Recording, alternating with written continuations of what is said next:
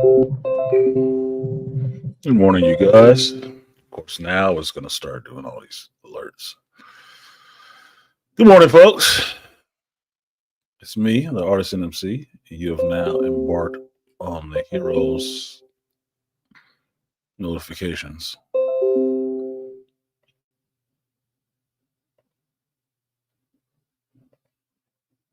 Okay, now you have embarked on the Heroes journey. Uh, I won't even ask you about a like now because I'm late.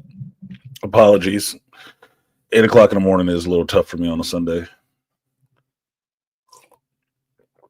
But it is what the hell it is. This is what I chose. This is the life I chose. So, like, share, subscribe.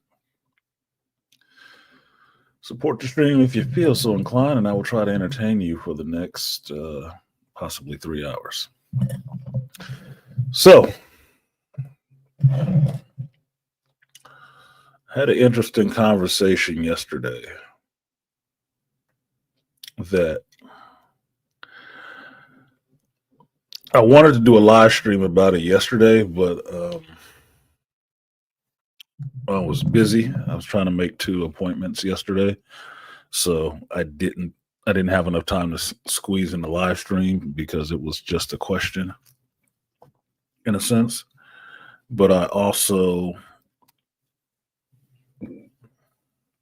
I don't know, it was interesting. I just wanted to see what other brothers' opinions were on what I was what I had given my advice on, put it that way.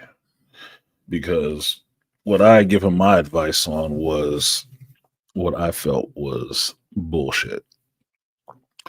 And it has to do with parenting children who are older and being a step parent. I'm not a step parent.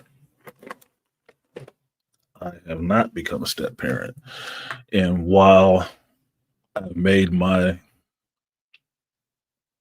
opinion on step parents known on this channel to where I don't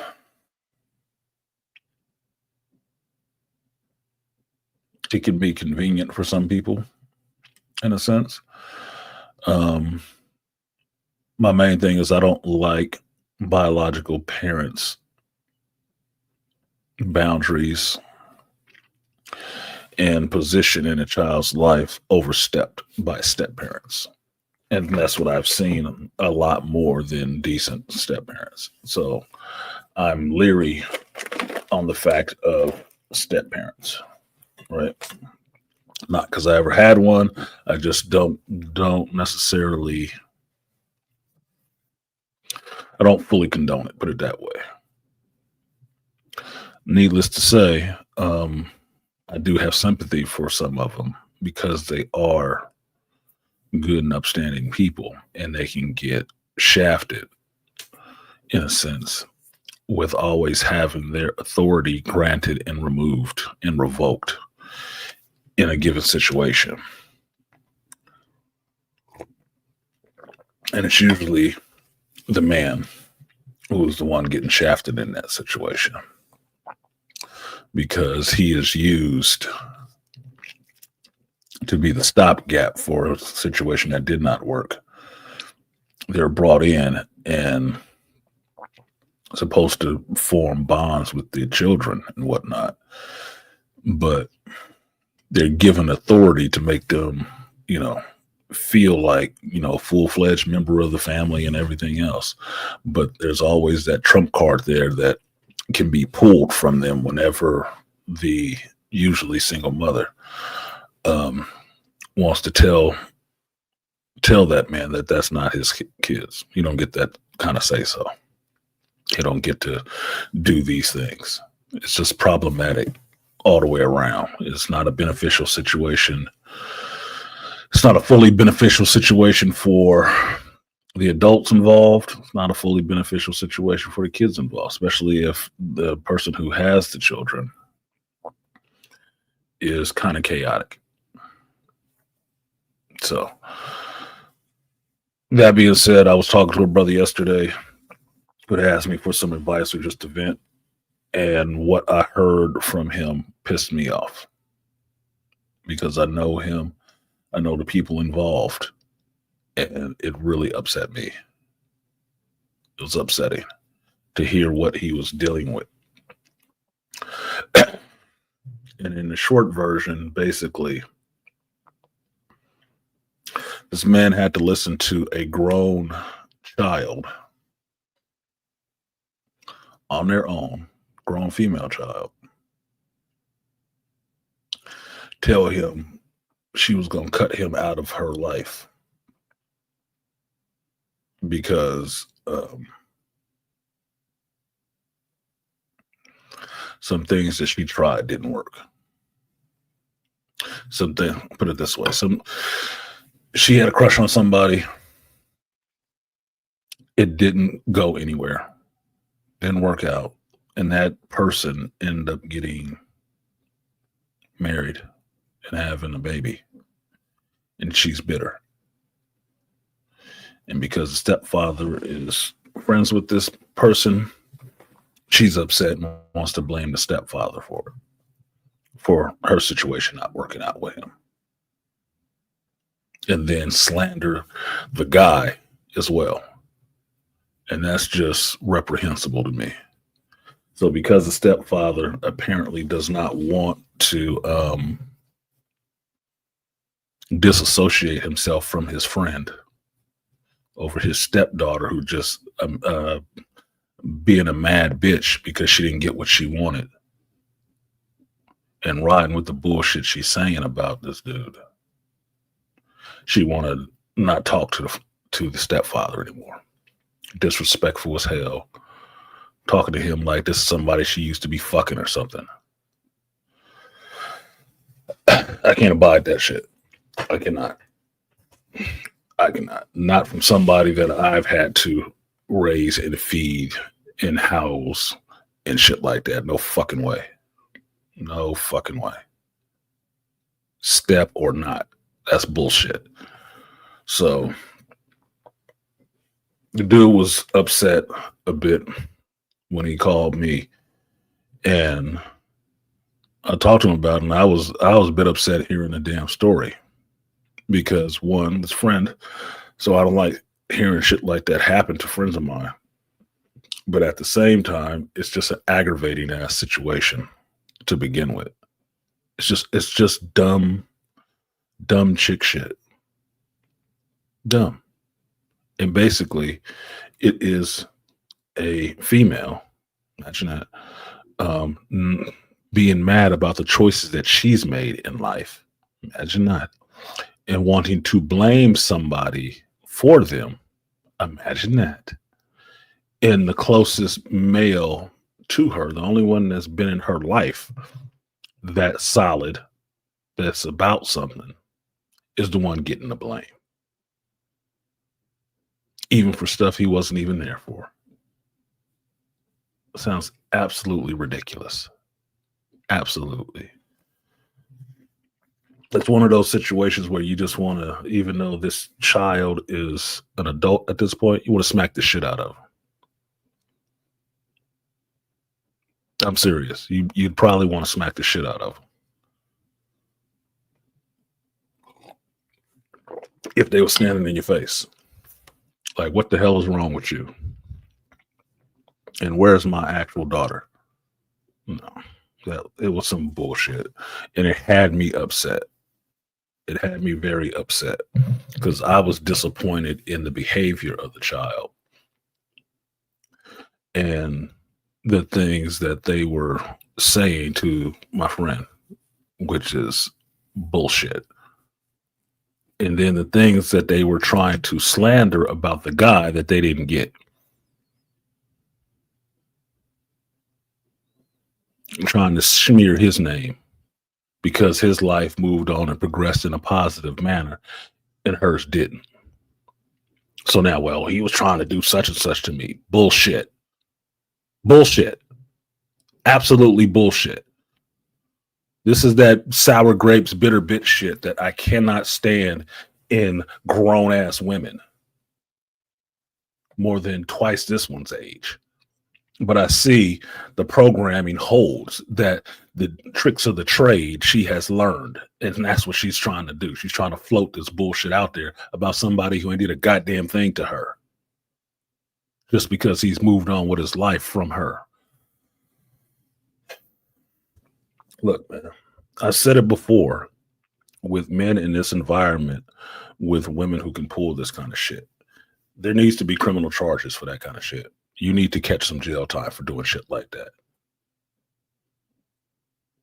If you can accuse a man of any old kind of bullshit just because your feelings hurt, it didn't go the way you want it to, you don't want him to have a decent life without you, and you can ruin his whole life for saying some shit like that, it needs to go to court. And when it's proven that your ass was lying, you need to do jail time.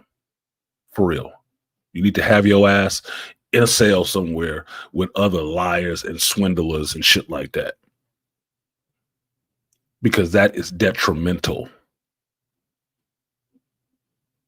AM talks about it all the time, about 48 laws of power, about protect your reputation, because your reputation is everything, especially as a man.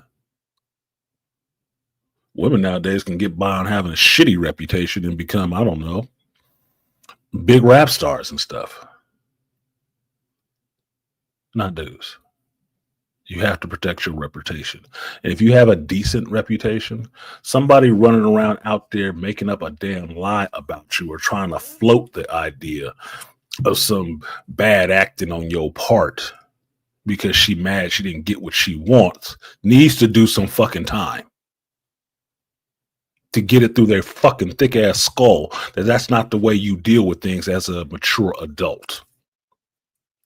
Okay, kid, you need to be punished. You need some sit down in a corner time. In an adult world, it's called jail and prison.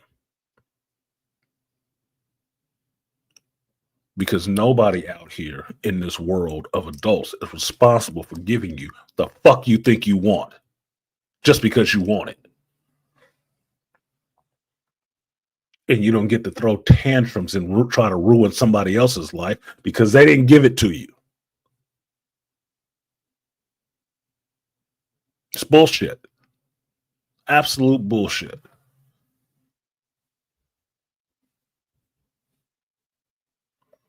Yeah, I hear you, blood boy. In 10 years, I'd say 10 years is long, but they definitely need to do like 3 to 5. Definitely need to do 3 to 5 just so they get a good seasoning, a good idea that probably you shouldn't be doing shit like that to people. If something happened, good. Deal with it in court. But if you lying, you fibrillating, just making up shit, you need to get the same time that they was on the hook for. So if the shit you're accusing somebody of gets you 10 years and it's proven that your ass was lying, you get those 10 years. You get them. Eat them. Maybe that'll teach your ass a lesson for wasting everybody's time and trying to ruin somebody's reputation who ain't did a goddamn thing to you but say, no, I'm not interested. This is not going to work.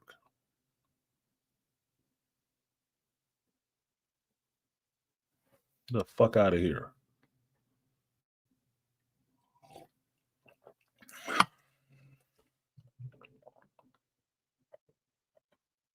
So that shit pissed me off. It did piss me off.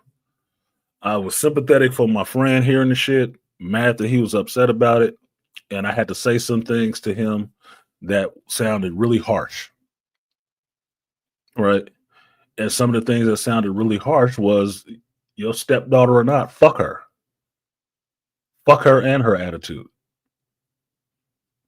Because I told him, like I have said it before about my children.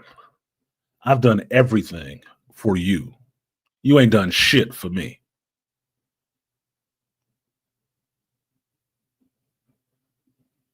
And I should caveat that I've done everything I could for you. That's the position we in. So there's certain things you don't get to bring up to my goddamn volume. And there's a damn sure certain ways that your ass don't get to talk to me. Or I'll be coming to find your ass to remind you of the hierarchy in this bitch. Fuck no. Not all the shit that I've been through behind trying to do and be upstanding. No fucking way. No fucking way. Absolutely not. I said, I know this dude. I said, yeah, that means like, you know, all them 50, 60 hours or something like that you was putting in at work dealing with people your ass didn't like, driving miles to go back to a home, to provide a home that they can live in and be safe and have extracurricular activities and all that shit. This motherfucker just thinks she was entitled to that.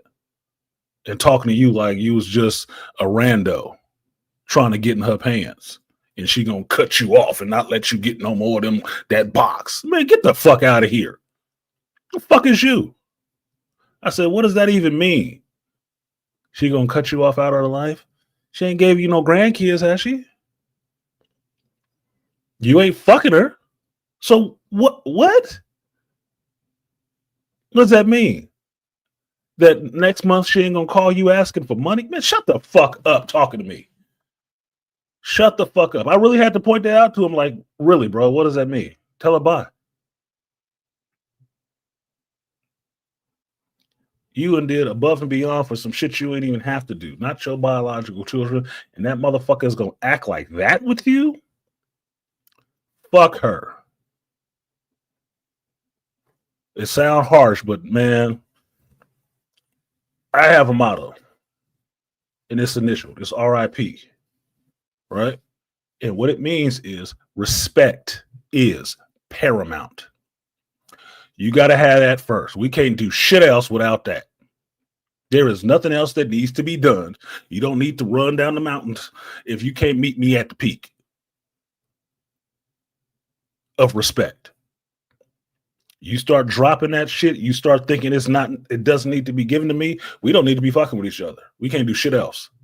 We can't do nothing else. We can't have a conversation, a casual word, a good laugh. No, fuck you.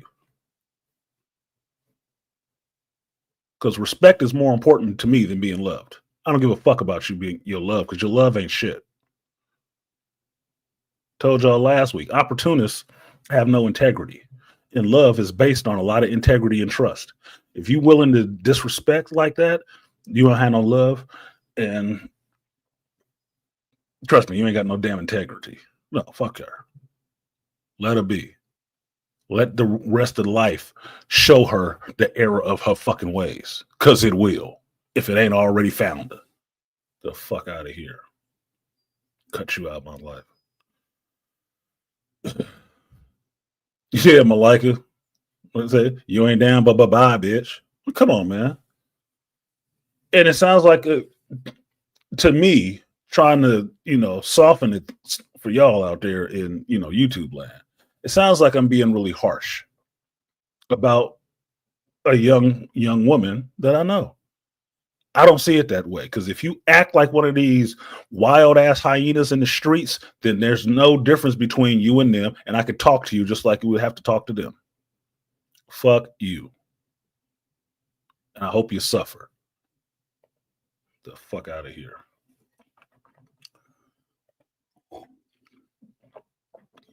Yeah. Respect is always more paramount than love. There's a wife somewhere right now going down on some dude that ain't her husband, and she claims she love her husband. There's a husband somewhere banging the shit out or waking up with some bitch that he met last night because his wife was out of town. But he loved his wife too. Love don't mean shit.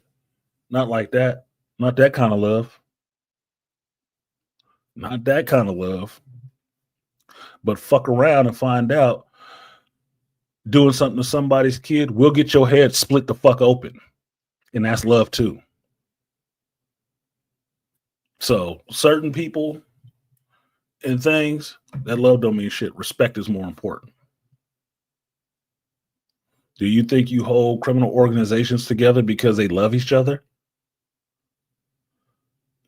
No, absolutely fucking not. It's based on respect and love, or not respect and love, excuse me, respect and a healthy dose of fear. Knowing I might want to do this, so this motherfucker will snap the fuck out. Cutting a man off who didn't have to do a damn thing for you over a man who never have to have a damn about you is crazy. Yes, it is real crazy work. Very crazy work. I got no love for that shit in any form. I'm serious. I have no love for it in any form. That's why it gets the same smoke from me, the same ire in me that it brings up. It don't matter if I know the person or not. It's the same shit because I've seen it. I've lived through it. That is bullcrap. I don't like seeing people get victimized by tyrannical bitches. No. Petulant fucking children trying to stomp their feet and scream their head off to get their way. No. Somebody didn't do their job in disciplining your ass. And that goes back to why I don't like the idea necessarily of step parents. Because apparently in the single mother situations, they always get to be the last check against that man's authority. Because the minute you have to utter those words, no, I didn't want that to happen, but your mother,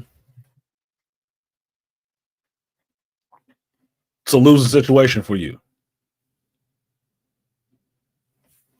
You go too overboard and tell the mother to shut the fuck up. Then what? Then you abusive. Then you're in a catch-22 regardless. So you either have to be too weak or can't be too strong. No. Better off with your own fucking children. Because at least then when they complain about some shit, you know you got the blood part to fall back on. It's like, well, I'm always going to be your fucking father. It's not a name tag that was stuck on my shirt because I decided to fuck your mama one day.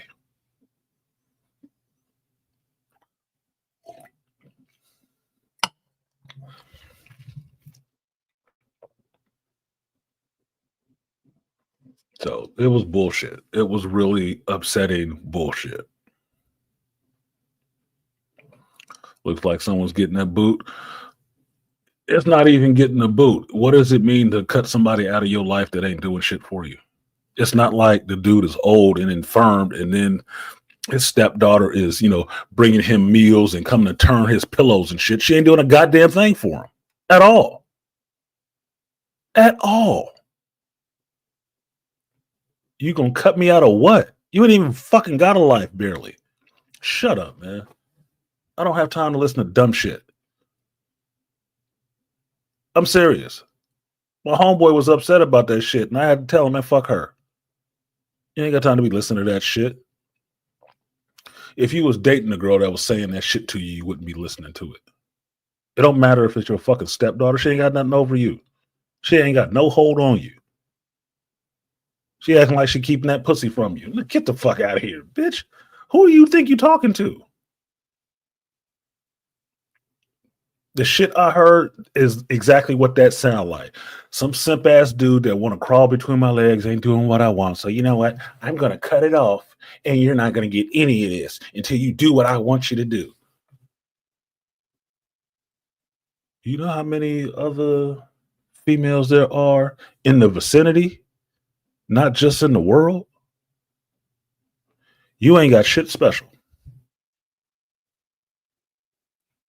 but a fucked up personality. No. The special part about you is my interest in you, which can change with a fucked up attitude. No. Nah. Hell no. Not somebody I fucking fed and raised and clothed and housed. Oh, hell no. Get your, what's that old school term I used to hear when I was younger?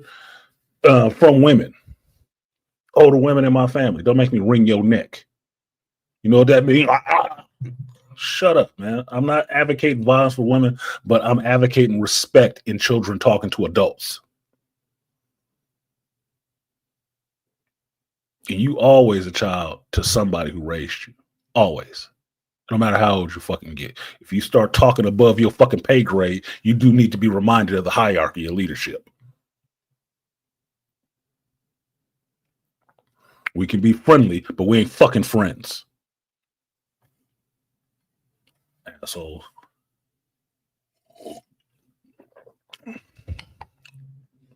Basically, sometimes the replacement's standing right next to her. If you know how raggedy bitches get down. A friend told me about that shit and told me about the diatribe she emailed him, or not emailed him, texted him early in the morning. I'm like, nigga, this sounds like somebody drunk text. Yeah, and I called her and she said she was tired. She didn't want to do this right now. Oh, so she just wanted to dump some emotional baggage off on you and then go on with her day, right? Fuck you. Fuck you. No, I said that's what that shit is, dude. That's exactly what that shit is. She want to blame somebody because she feel miserable. I don't even know why she called me. I said because you're the strongest man in her life. Well, she got a dude that she said. And I said, bruh, you the strongest man in her life. I don't know what the fuck I said. I know what I said. Because if the dude she was with was about shit, she would have talked to him and never called you, never texted you that bullshit. But he's such weak sauce. She knows she can't bring that shit to him. So she sent it to you. Stepdaddy, get the fuck out of here, dude. That dude just fucking. He just fucking. He ain't about shit. And she don't like him. She don't respect him either. No, she got a problem. And don't worry, it ain't all your fault. I wouldn't say any of it is his fault. Because from the time he came to this girl's life, he just been a father to her. It's the only father she know. And she acting like that, that's her mama fault. The shit that she want to throw at my homeboy's feet, it's her mama fault. Because I don't understand. Look, I put y'all in a situation, right? It's you and it's a woman and it's a child. Right? You both responsible for that child. Right? Now let's just say the kid is fucking 10. Okay? Let's just say that. You leave to go to work. And the child cuts their foot open at home. Who's responsible? Is it the person that went to work or the person that's there with the child?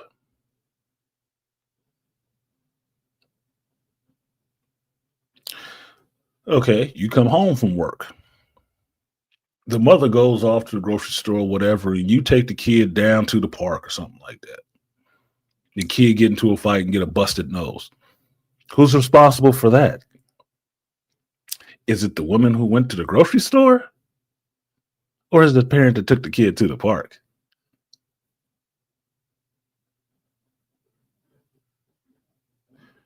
Now you back together in the home. Does the kid get to blame the parent who was at work for their foot being cut? It's your fault that my foot got cut. I was at work. Well, you weren't there to protect me. Your mama was.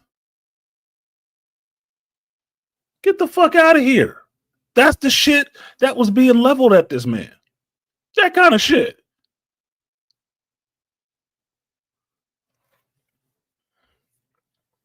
I'll give you another scenario. And we've seen this one play out on the big screen that became the basis for a whole franchise of movies. In the movie Taken, Liam Neeson's character was the father in this situation, but the divorced father of his daughter. His daughter wanted to go to Europe. He thought she was too young to go to Europe. What her mama wanted to go to Europe. Kind of browbeat him, tried to overrule him, and the girl got to go to Europe. Well, what did it turn out? That everything was not as they said it was. She was not going with somebody's cousins. She was going with just her and her girlfriend, her loose ass girlfriend who was popping at the first dude she saw in the airport. That ended up being the one to get them fucking snatched. Did you hear that daughter, after the father went over to Europe, did all the shit he did, beating up people, killing folks, to find his fucking child and bring her back? Do you think that daughter stepped back on American soil and said, it's all your fault that I was over there? That I got snatched? It's your fault that I got taken? Bitch, what? What? No. It wasn't the father's fault.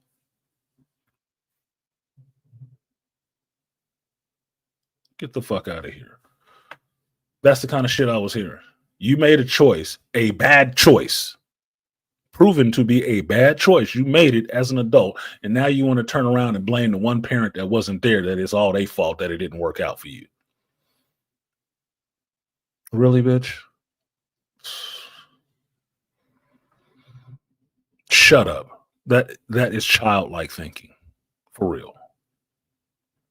I notice in movies that they always undermine the father, whether it's from the daughter or mother/ex-wife. Yes. It's not just in movies. It's in media and shit like that now, too. Excuse me. Beasley's in here right now. Beasley, in lieu of Emma Frost coming out in Rivals, Rob from Comics Explained, he did an origin story of Emma Frost in the comic books, and they changed her origin. And I don't know, Rob probably doesn't get into this shit. That's why he doesn't mention it. But Marvel is having the problem that they keep demonizing every male figure, father figure, and then replacing them with overly powerful women, females. Now, he doesn't talk about that shit. He just talks about the comics and the story. So it's not his failing necessarily. But the origin story he was given for what it is now for Emma Frost, that's all it was. Her father was a tyrant. And the story starts off with Emma Frost stripping in the Hellfire Club. I'm like, what? She a blonde stripper?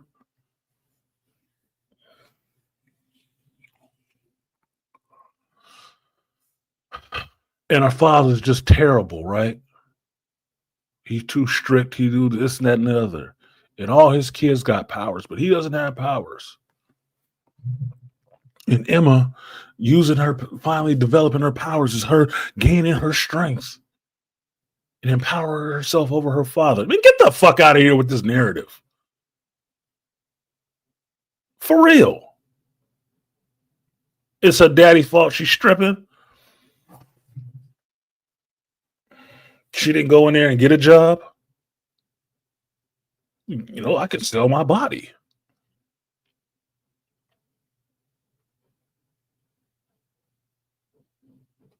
The fuck out of here. Herb said, I noticed that myself. Did you? Yes. All the X-Men stuff, every time I listen to that House of X, Powers of X stuff that Rob covered, right? Because I wasn't reading the shit. I bought the first 5 issues because I had to shop then of that House of X shit, right? Or the Krakoa era stuff. I didn't read the rest of it. Wasn't liking it. Every time I've heard him do a review on it, I'm sitting there listening about this situation, the stories that's going on, and all this shit. The new super powerful character that's coming out of this shit that's reshaping the mutant landscape is always a woman. Always. Even the Sins of Sinister stuff. Who was the big bad in that? A fucking woman. That's smarter and sharper than all the other Sinisters. What was going on with that whole what is it? Not Mother Anastasia, but the Exosaurs and all of that shit. Who was the big bad in that crap? It's all fucking women.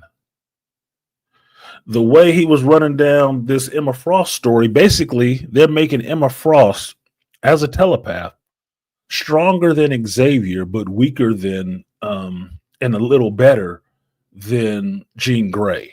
And I'm sitting there thinking about this shit because I look at both media, inside and outside the media, and it's like, Hollywood has a problem with redheads, right? They keep trying to remove redheads. And the creator of, Marvel Comics, Stan Lee, has a thing for redheads. So now that explains why Jean Grey always here and gone. Here today, gone tomorrow, because they want to promote the blonde. Which for Beastly, this will be why they made Emma Frost so fucking big butt and hippie in Rivals, because that ain't what the fuck she looked like in the comic books. Half naked or not, she never looks like that. That's ridiculous. Absolutely ridiculous.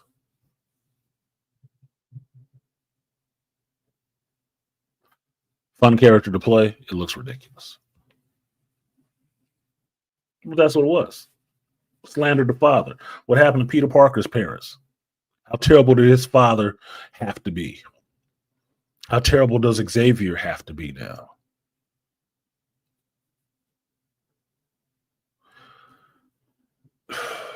You don't have Galactus in Rivals, you have Galactica. Who is that, his daughter? A female Galactus? What you getting in this Fantastic Four movie? You getting a Norn Rad Silver Surfer? No. You getting some chick Silver Surfer. That they still reluctant to show your ass because they don't want the movie to bomb before it opens. You heard about it, but you ain't seen a picture yet.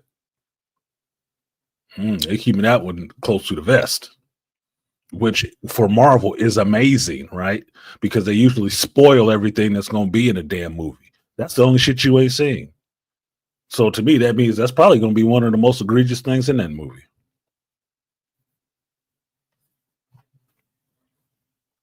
Point being, dude, slander of men is an American pastime. And the only thing that two women that don't like each other can agree on is fucking over some dude. And the truth don't play no part in it. None.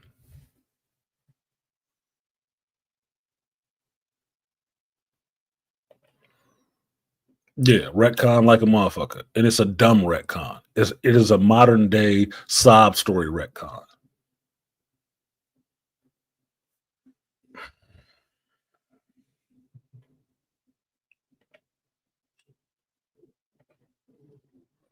Put more a narrative of young boys getting away or overcoming from their toxic, abusive mothers in the media. Oh, they would love that. But, the only show that I can think of in recent history, especially for Marvel, that touched on that toxic, abusive mothers, and I couldn't believe they made this shit, was Moon Knight, because they showed it. And most people tell you, oh, that Moon Knight show sucks. Shit, that Moon Knight show was fire, nigga. You saw a child with multiple personalities and showed you the person responsible for it, and it wasn't a man. It wasn't his father. It was his crazy ass, chaotic mama that made Mark the specter that he is. And he was even trying to deny it because he's still trying to protect his mama. I couldn't believe they showed that shit in the show. And that's probably why people say that show was terrible, because it actually laid the blame where it belongs. At least in that story. They didn't try to find a way to pivot it off onto the daddy. Since he was a Jewish, not a minister, rabbi or some shit like that. Oh, they didn't want to go there. I knew what hell be waiting for him after that shit. From the sounds of you must be excited about seeing a female Silver Surfer. Yeah, more girl power. Yeah, I'm about as excited to see a female Silver Surfer as I'm curious to see if she has curves. I bet she won't be cut like this Emma Frost in the Rivals game. I bet she won't. I bet she'll just be as flat-backed and board-chested as Norn Rad might be. Because, you got to avert the male gaze.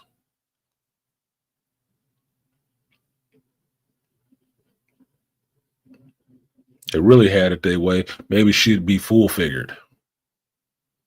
Maybe they can get Lizzo to ride the board. Women come in all types of body types. So do men. Y'all focus on the muscular ones. And everybody else got dad bods. Shut up. Heroes are supposed to be something that you aspire to. I don't aspire to be no round dude. I've never aspired to be the Blob. No. I want them to look like they can fucking save you, not help you get diabetes. So the writers need to come to my city. They will love the villain origin stories of these single mothers giving their kids.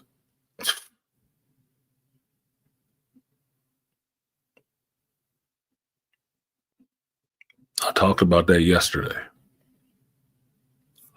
That there was somebody out there right now doing some shit to a child that was making his villain origin story.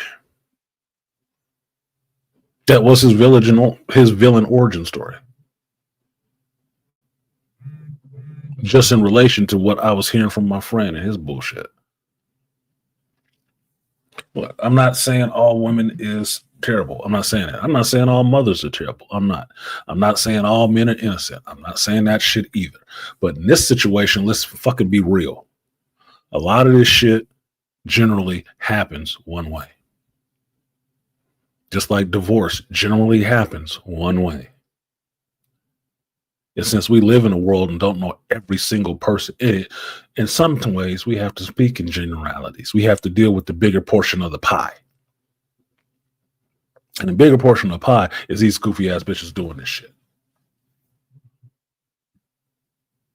Especially in the black community.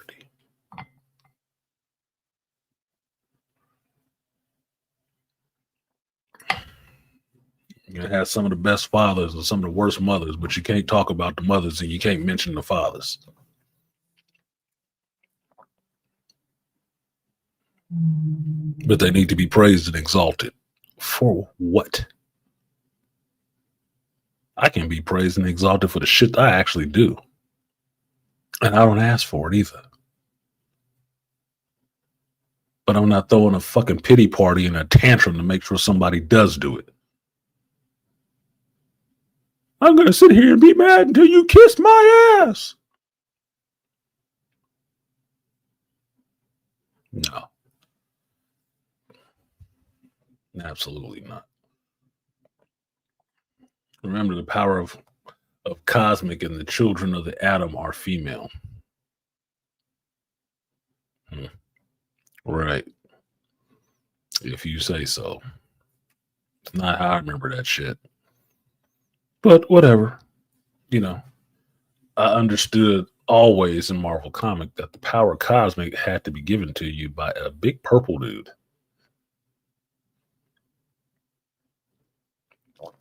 You don't have to like it because it's that way, but it is that fucking way.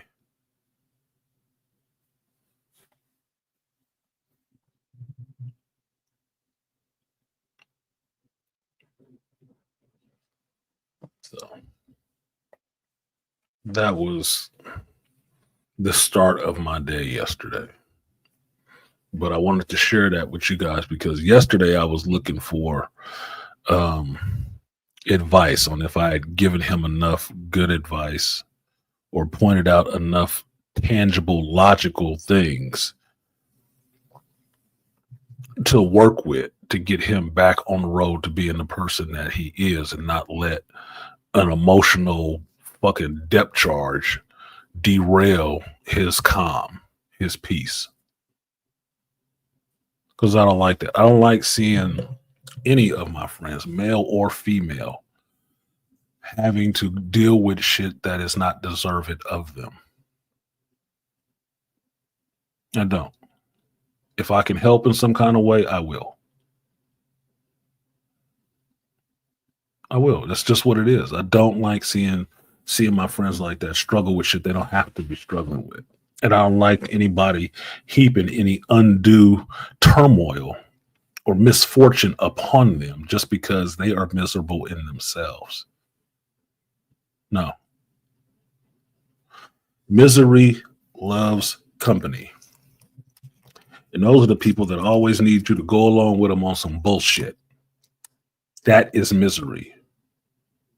Misery, you can see in the club right now, tonight. There's a group of girls dancing in a club with dudes around, all on each other, acting like lesbians. And they straight. That's misery loving company and wanting attention. They ain't living their best life. Quit it. You mean the best life for a woman to actually have is to be overweight, with children or without children, with a man or with a partner or no partner at all, out in the club with all her female friends, dancing on each other like they would want a male or their partner dancing all up on them for the people around them to notice that shit,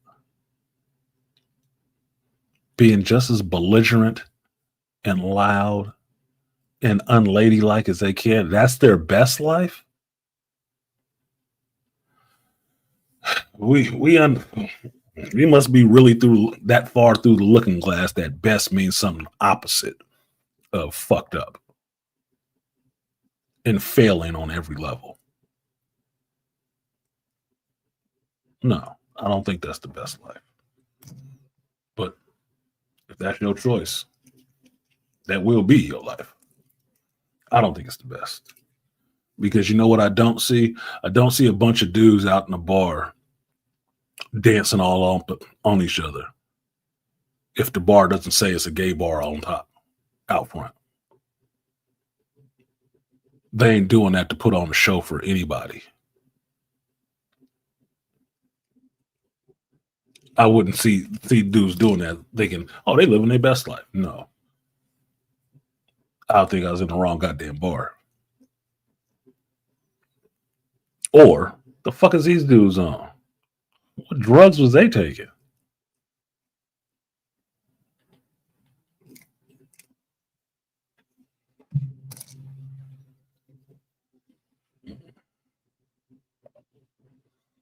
Female got me at the casino. She thought she was better than regular baby mamas because she had 4 kids by 4 different fucking hell, dude, 4 different husbands.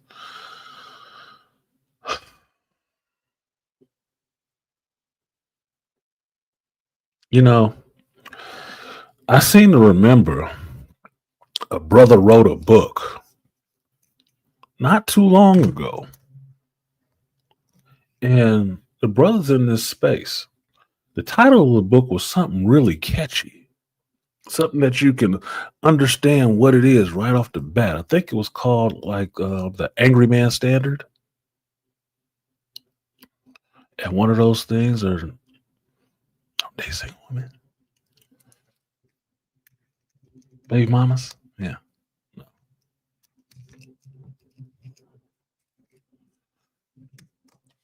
If I'm a Gen Xer and being a teenage mother or a single mother was not a badge of honor for me, when did that shit become something that was respected?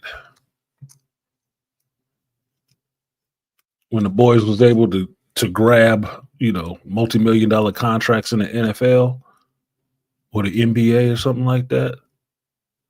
Or what? When did that become the good thing? Because 4 kids, 4 husbands, it seemed like you're a 4-time failure.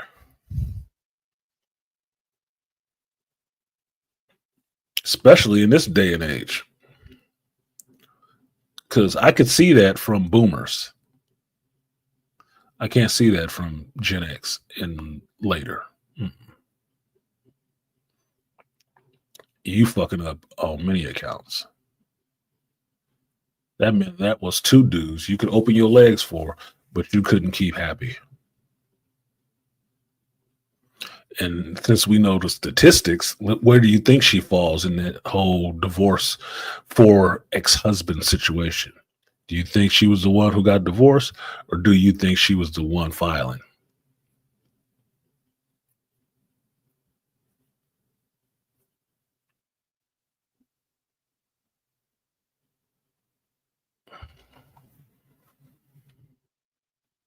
She got one part of the job right. She know how to catch some semen. She don't know how to hold a man.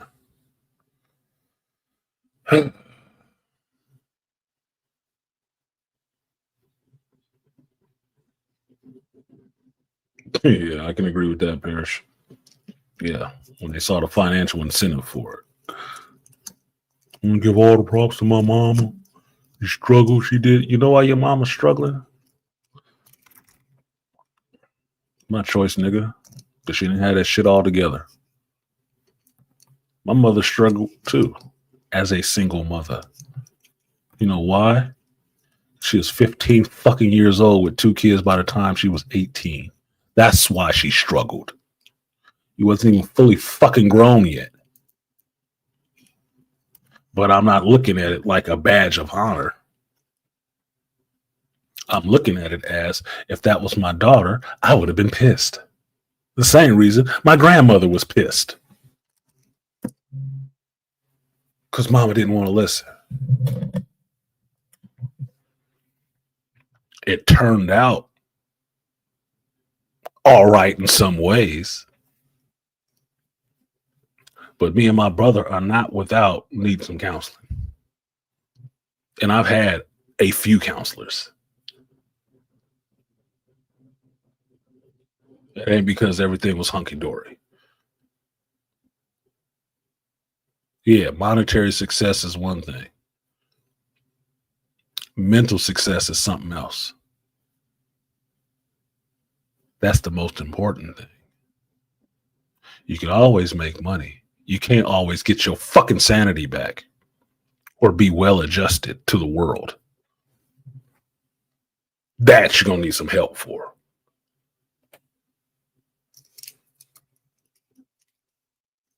So, no, I don't recommend it.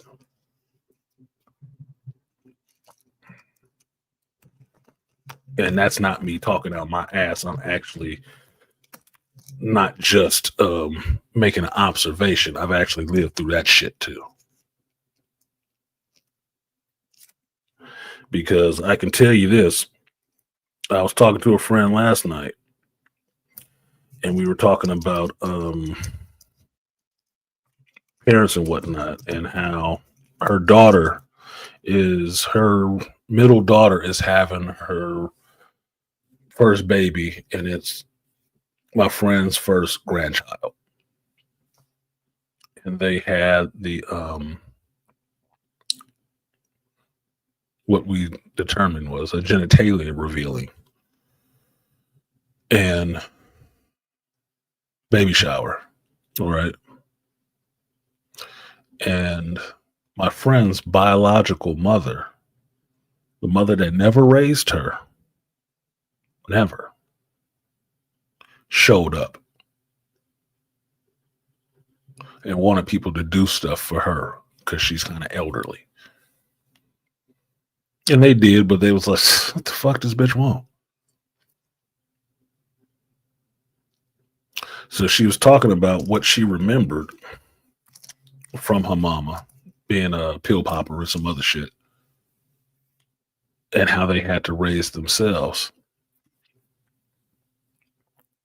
And then I shared one of my stories with her about what I had to do. And I said, yeah, I got put out like 2 times. I put out of my house by my mother 2 times, my single mother twice. She's like, how old were you when it happened? I was in 3rd and 4th grade. One time for lying, and one time for getting a bad grade and sticking up for my father.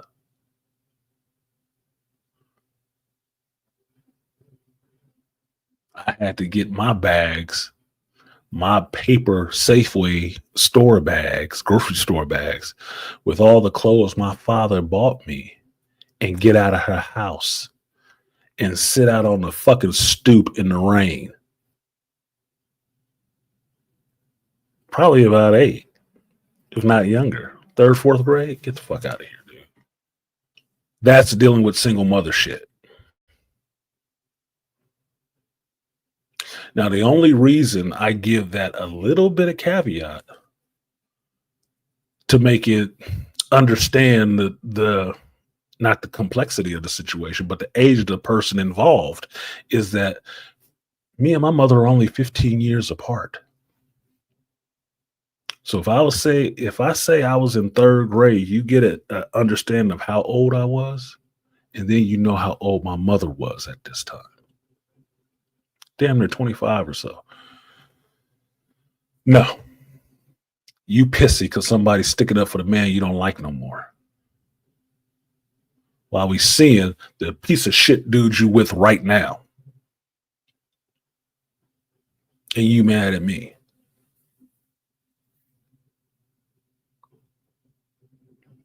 Hip flex, I'm always serious. Even when I'm joking. Yes, I'm fucking serious. My friend was sitting there horrified listening to that shit. She's like, how long were you outside? I was like, I don't know, maybe a half hour, 45 minutes. She's like, what? I said, yeah. I said, luckily, where we stayed was this apartment building. There's two big apartment buildings and with a driveway in between. It's 2 levels. And my cousin on my father's side actually stayed in this lower apartment. And they saw me sitting outside on the fucking stoop. Like, what the hell is going on? And my cousin, Jackie, I bless her soul, came out and talked to me, see what was happening. And then she went upstairs and talked to my mama. They was up there for a minute. And then I got to come back in the house. This was at night. This wasn't during the day. This was at night, nigga.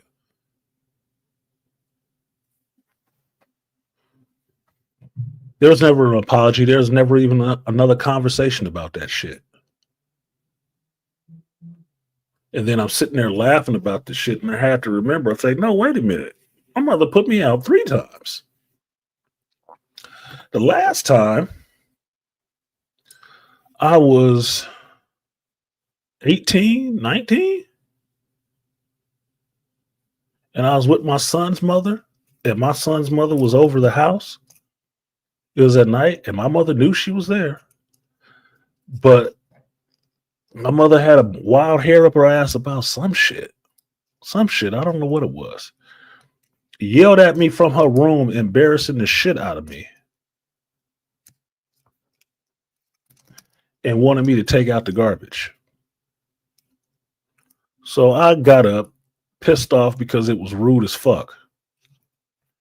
Went to go take out the garbage, opened them vertical blinds, and my mother came stomping her little ass in there, grabbed this thick ass fucking wooden broom and started beating my ass in the arm and shit like that.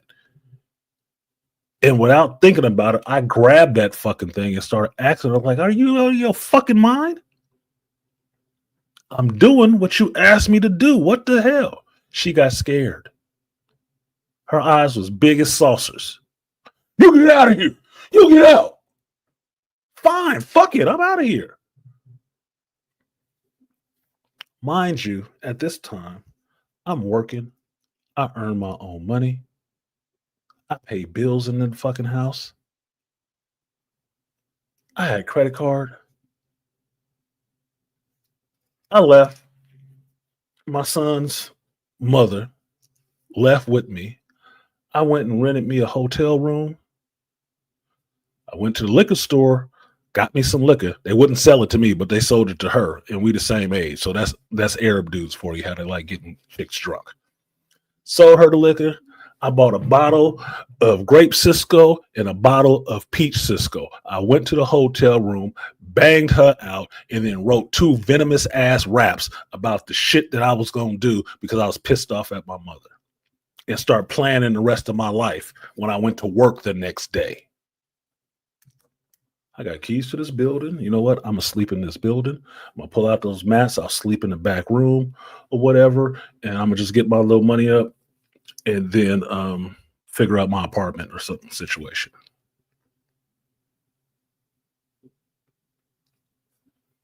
So I got put out 3 times. 2 of them at really young ages. Why? Because she already figured I couldn't go anywhere. And that was what was told to me. I couldn't go anywhere. And nobody wanted me. Couldn't go to my father's house because my father stayed with his mother still. Couldn't go to her family. So you was just gonna be out there, nigga. You either put up with my shit or you have nowhere. How you think I talk so venomous about that kind of shit? Why the scorpion pinchers come out and the tail gets raised? Fuck that shit. That's bullcrap. I knew it when I was a kid, and that's what got me in trouble because I was the one that could talk. What would be considered mouthy.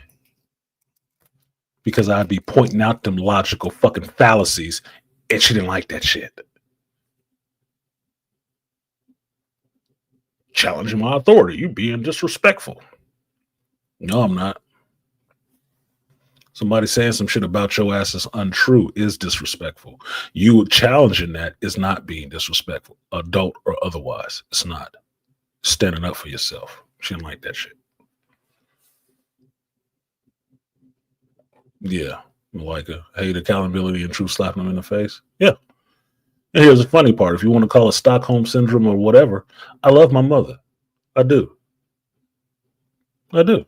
I do love my mother. But I understand that some of that shit that happened was fucked up and not right. And I credit it to her being too fucking young and stubborn and hard headed. All the shit that I got accused of. No, that's you. That's your projection. I was a curious kid. I'm still a curious kid at heart. That's why I can watch some of these shitty ass movies that y'all would never want to watch and then bring you back a report on what I saw because I'm curious. Still there.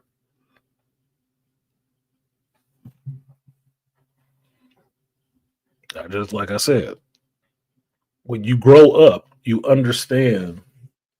start to understand a little bit more about why your parents did certain things that they did. That's why you can't sit there and blame them forever. So I'm not listening to this, my friend's stepdaughter blaming him for shit he wasn't even there for. No, grow the fuck up. You know who was there and who was not protecting you, and it wasn't him. And the reason he wasn't there because you made a choice to go there with your mama, and your mama didn't give a fuck. And that's not slandering your mama. That's just the fucking truth. If that hurts, you feel some kind of way about it, too fucking bad. All of us know it. Why are you denying it? What's good, Artie Moy? Doughboy in the building. So that's all it is. I try to see things rationally, logically, and understanding 15 years old is too young for somebody to be having fucking children. 18 is too young for somebody to be having 2 children. And my mother never wore it like a badge of honor.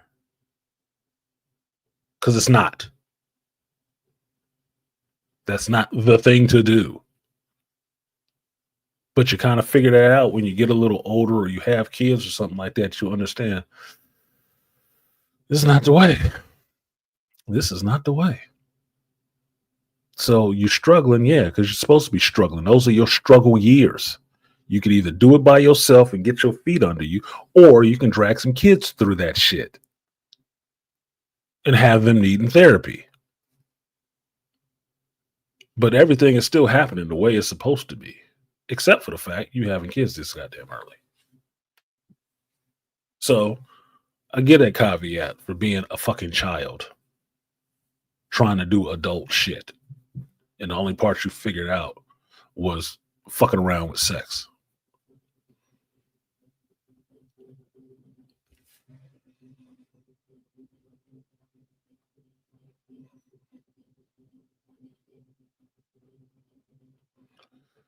My mother is still alive, and me and my mother talk. Like I said, I love my mother. I would split somebody's head about my damn mother. Call it what you will, but it is my mother. I know the shit that happened. Some of the shit that happened was fucked up. She knows it's fucked up. You know how I know that? When she had her little mental slip a bunch of years ago, she was admitting it. She knows it. She just carries that guilt and buries it down. And when she had her little mental break, it came to the surface. It could be verbalized. And it looked like a crying ass child in a grown woman's body, apologizing for the shit she did. And knowing she don't deserve any love from me.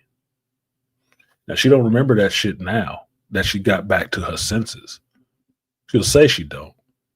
You do. You do. You remember that shit. But it's okay. We ain't got to talk about it again because I heard everything I already fucking knew. I had already pieced it together. Hearing it come out of your mouth didn't change it for me. Just meant, oh, she know it too. Now I ain't never got to tell her that shit. She knows. Cool. Awesome. A weight off my shoulders. She know what she was doing. And it was intentional. Over ego. Yeah. Ego. So I let the shit go. It is a strong person who can let shit like that go. Can move on from the apology you never received and not still be sitting around waiting on that shit. I don't have time. I don't.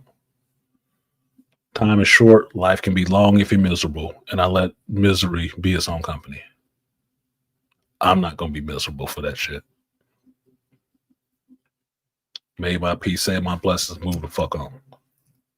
But it doesn't mean I don't have an account of that it did happen. Like you say, you forgive, you never forget.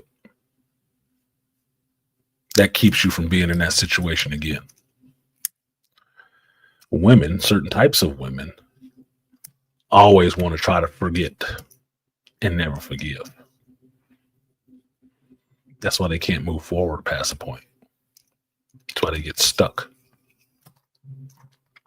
and need wine, pills, sex, other people, 4 fucking husbands, more children to try to hide that fact. Misery loves company.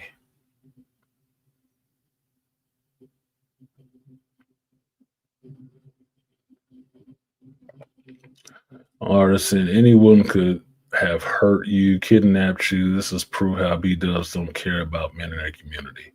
No, they don't. It's never been a question to me.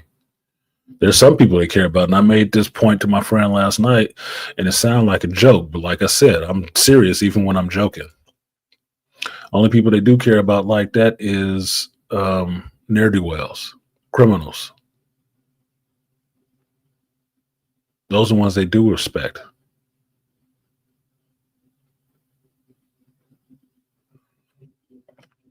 You do everything what is considered right. To be respectful, not be a burden and stuff like that. You might get some fucking attention. You might get some positive words said about you. If they can gain something off of that, right? If they can pose with the trophy, my phrase. If they can pose with the trophy, then yeah, cool, whatever. If not, your ass will be one of those people that they call incels or dudes that are invisible and all the rest of that shit. If you're a criminal, though, oh, they'll be devoted to your ass. You could have beat up 4 bitches, killed 1 dude, been to prison and get out of prison. They will be utterly devoted to your ass. You can't get rid of them. I've seen a woman totally devoted to a man in prison who ain't never getting out. So much so she won't have another relationship. And she knows the horrendous shit that this man has done to people. She devoted, though. To what? The idea? He can't do nothing for you.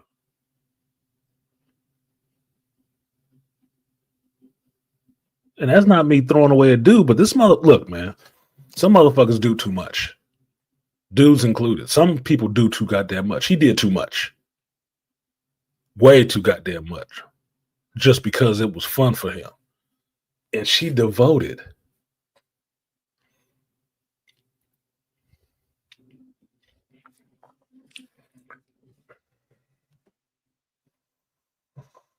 Got some strange ways. You got some strange ways. I don't know how that shit worked. And maybe I don't need to know how the fuck it works. It just wouldn't work for me. I'm too square, apparently. Okay. Let me try to roll my ass on. Like, I don't get it. I don't get it at all. Mr. Matt said, we appreciate the honesty, bro. It just is what it is, man. It just is what it is. I'm very black and white on some things. It just is what it is. The truth is the truth, right? My thing is the truth doesn't play favorites. It doesn't. When you take any story from your life and look at it through a truthful, objective lens, it don't make you look good. It don't make the other person look good. Nobody necessarily looks good in a situation. That's why the truth always falls in between two people's stories.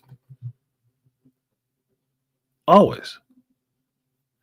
Does what I'm saying make my mother look good? No. That's why she would not like it. But it is the truth. You know how I know it's the truth? Because I fucking experienced it. It's what happened to me. So that's a genuine first person account. It's not, oh, you said some shit. What can a child say at that age that makes a grown person throw their ass outside? I can remember the bags I had. I can remember the clothes that was in the bags.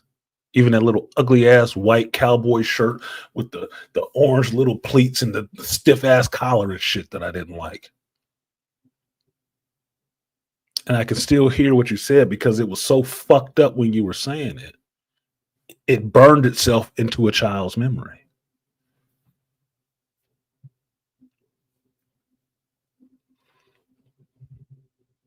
So was that just made up?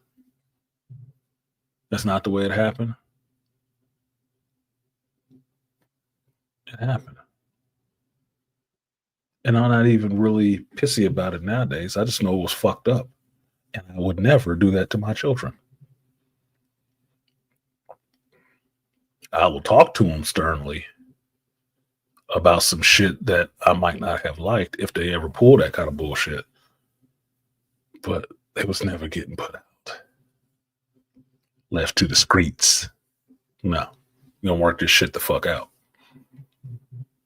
Because from my experience, I've learned you got to be a little bit more of an adult to be an adult. And it's not just about your fucking tantrums and I'm right no matter what. No, you can be wrong. And kids can be right. But that's if you have that humility to listen to people. To understand, I'm not doing everything 100% correct. If you are, why the fuck are you here on this planet? Because you know there ain't no perfect people down here for you religious folks, right? There are no perfect people up there.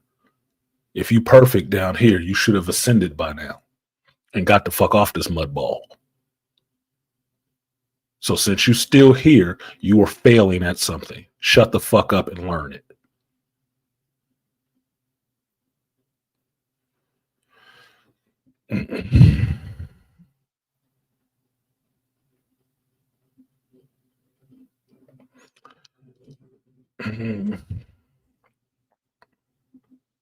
Chaos is one thing. Blood boiling. Chaos is one thing.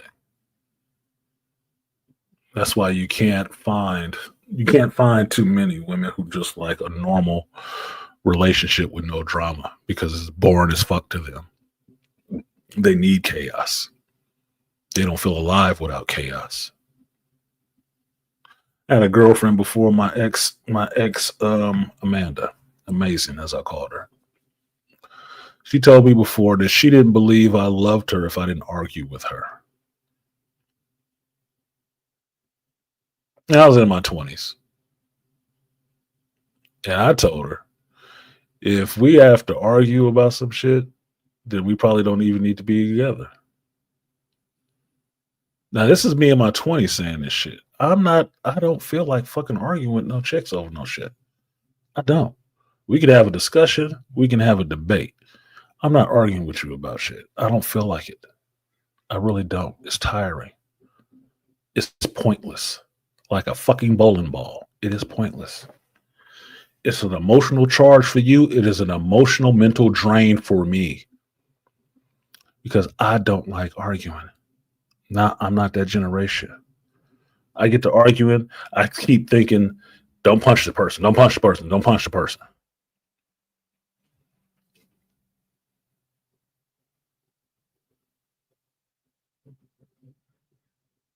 I want to argue.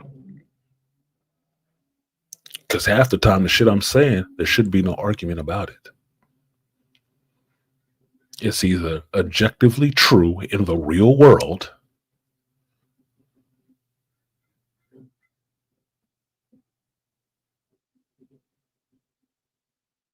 or we ain't talking. That was a red flag on dysfunction for what she see. Me not wanting to argue was a red flag on me. I don't like that kind of conflict. I've seen it in the house I was growing up in. I don't like it. It doesn't make me feel, what's the new age terms? It doesn't make me feel safe and comforted and listened to. It's basically fucking chaos, and I don't like that shit. I don't. Intelligent discourse all day. We can talk about anything. And you never have to worry about hurting my feelings and none of that shit. Because I can listen to any goddamn thing. I had a person, I played my last season game of 9-ball this past Thursday. Or no, excuse me. Last season game of 8-ball this past Tuesday. And one of the persons I was playing is a woman. It's an older woman. And she shoots a good stick. But we're playing 8-ball, and I left her hooked, snookered, as it would be. Put some oil down on her. Didn't leave her a good shot. And she said, he's being an asshole. It's a white lady in a white folks bar. I'm the only black dude in there. Now, she said it kind of in a joking manner. And her team captain, Nick, has said to me, like, yeah, she called you an asshole. I said, I heard her, but my mother, so what? My mother said that too. Get in line. I mean, shit to me. Insults in some ways don't mean a goddamn thing to me because I've heard worse from people closer to me. And I was barely doing anything. So it doesn't mean anything. I'm just like, oh, you want me to hate you, apparently. That's fine. I'm gonna use that as fuel to beat the fuck out of you on this table. Because that don't mean shit to me. So, but that's why. Because the woman closest to me has called me that before. Once you heard it from there, kind of takes a sting off of that shit. Doesn't mean anything. I've heard worse. And it don't stick. But I can live up to being the biggest asshole you ever seen. Keep fucking around. So, same deal. Same deal. That shit it doesn't rile that kind of shit in me. It just makes me angry. It just makes me angry. And if that's what you want, then that's what the fuck you're gonna get.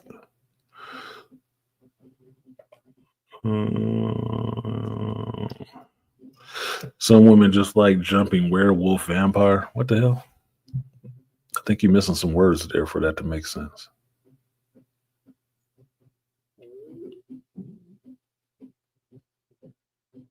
Anyway, now move on for the shit so people don't think I'm just sitting here bitching about fucking women. I'm not. What I was bitching about was my friend's stepdaughter trying to run him down and take no accountability for her own fucking decisions in her own life and blame it all on him. And today, and relating it to today's fashion, to where the closest, strongest man will work. The closest, strongest man will work. It's his fault that I'm not getting what I want. Spoiled, petulant, fucking children. And this one's damn near 30 years old. Y'all have fun with that, Gen Z alphas. You have fun with that. It's going to be mildly entertaining as I progress through these aging years and watch you goofy motherfuckers go through this shit. Mildly entertaining. Mildly.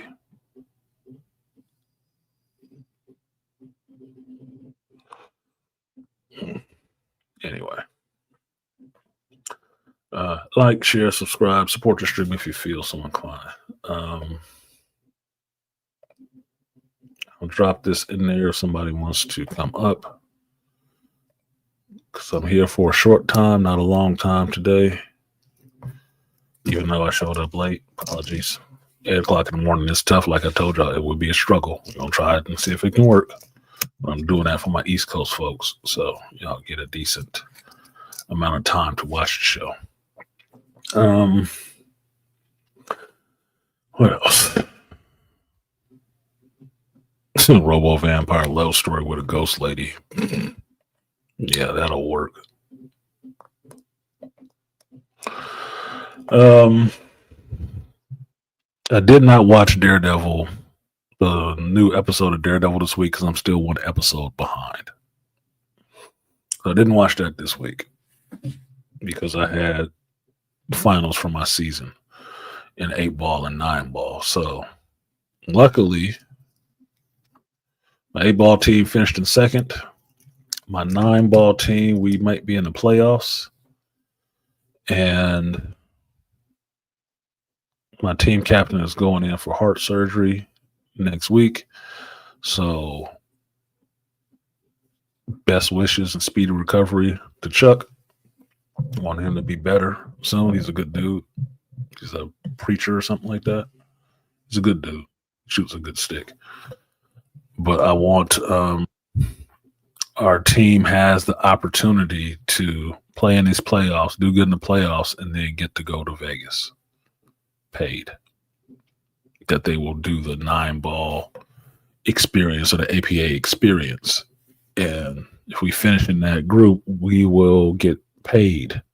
They will pay for our travel and hotels, rooms to go to Vegas and play in that tournament, at least in the minis tournaments. And that's what I'm working for this whole time. I want to play in that tournament come August. I do. So I'm doing a lot of stuff behind the scenes to get ready for doing that. And I did end up, I didn't look at it again recently. Let's see if I'm still the MVP for my 8-ball.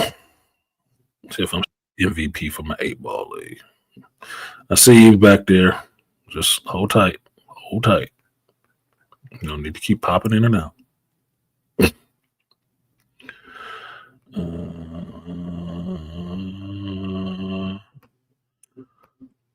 Let's check.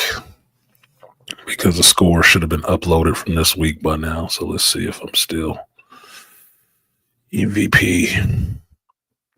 Oh, what the fuck? Nope, I got third. God damn it. I was in first and I took a loss to that bitch that said I was an asshole.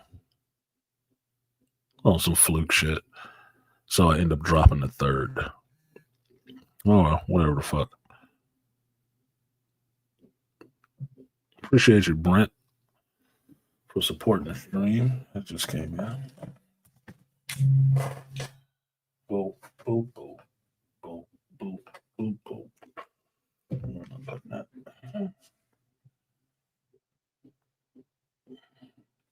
So I ended up getting third. I dropped 2 spots because of that loss. Whatever the fuck.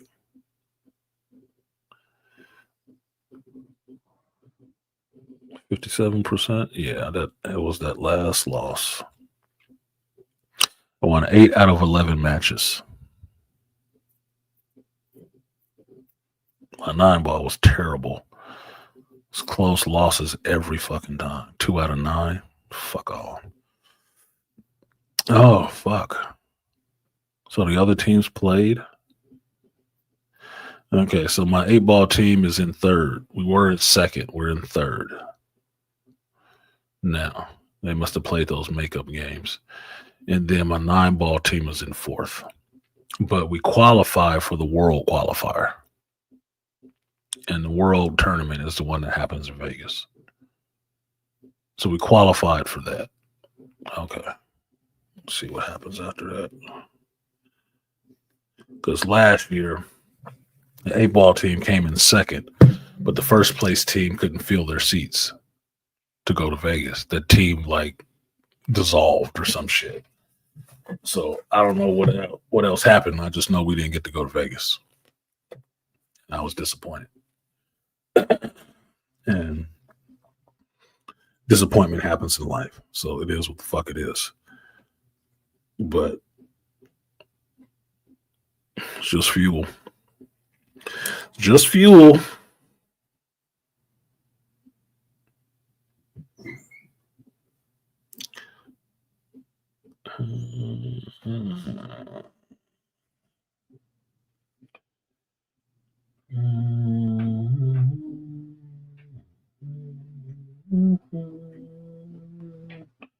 Shout out to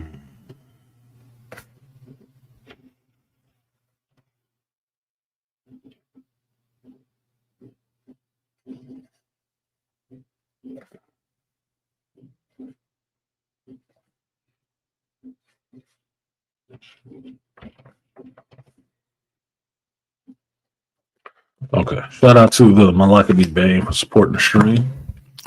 I will give you that 3B salute.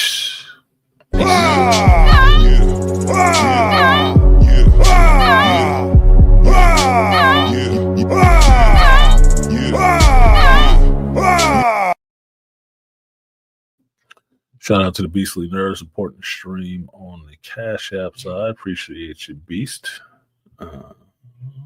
No message. I will give you the Red Man. Appreciate you, man. Oh, yo, I'm doing all right. Yes, sir. I get an attitude when my money ain't right. The team don't want to see me rich. I bet they all back down when they hear the click. Oh, yo. And then shout out to Brent for supporting on the PayPal side. Appreciate you. I will give you the double that. Appreciate you, Brent. Double up. 3 or 4 times. I ain't telling no lie. Let's run it up. Never let a hard time on the ones.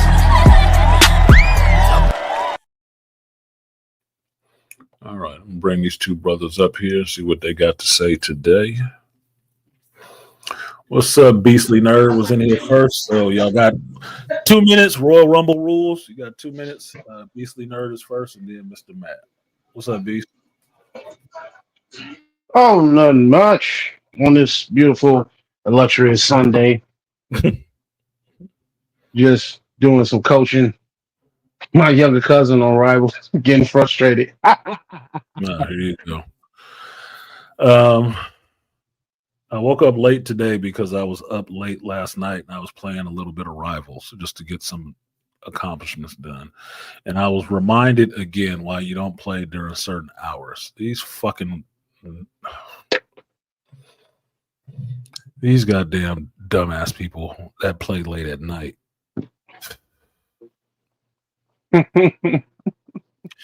We lost games we should have won. And it's the start of the season too, so Yeah. We lost games we should have won because they wouldn't do simple shit. I got killed 4 times by Psylocke coming out of a respawn because these motherfuckers ran right past her. yep. And their team knew how to focus on certain people. So I was playing Punisher. She was focused on me. They ran right past her and let her get shots off at me because I was the one laying them down so they could make the push forward. So she focused on me. They didn't make the push forward. We lost that game because everybody want to play hiding ass characters. No DPS.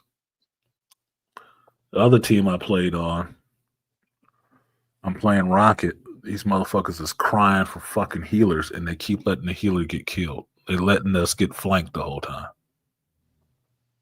Oh, I need heals. Where are the fuck are my heals? Playing in Krakoa. That wide open hall shit. Like, nigga, you don't see these people all over here stand in the zone. Get close to it. You want heal. Stop letting your healers get killed. There's only one of them. Morons. That shit was irritating. Irritating. What up, G?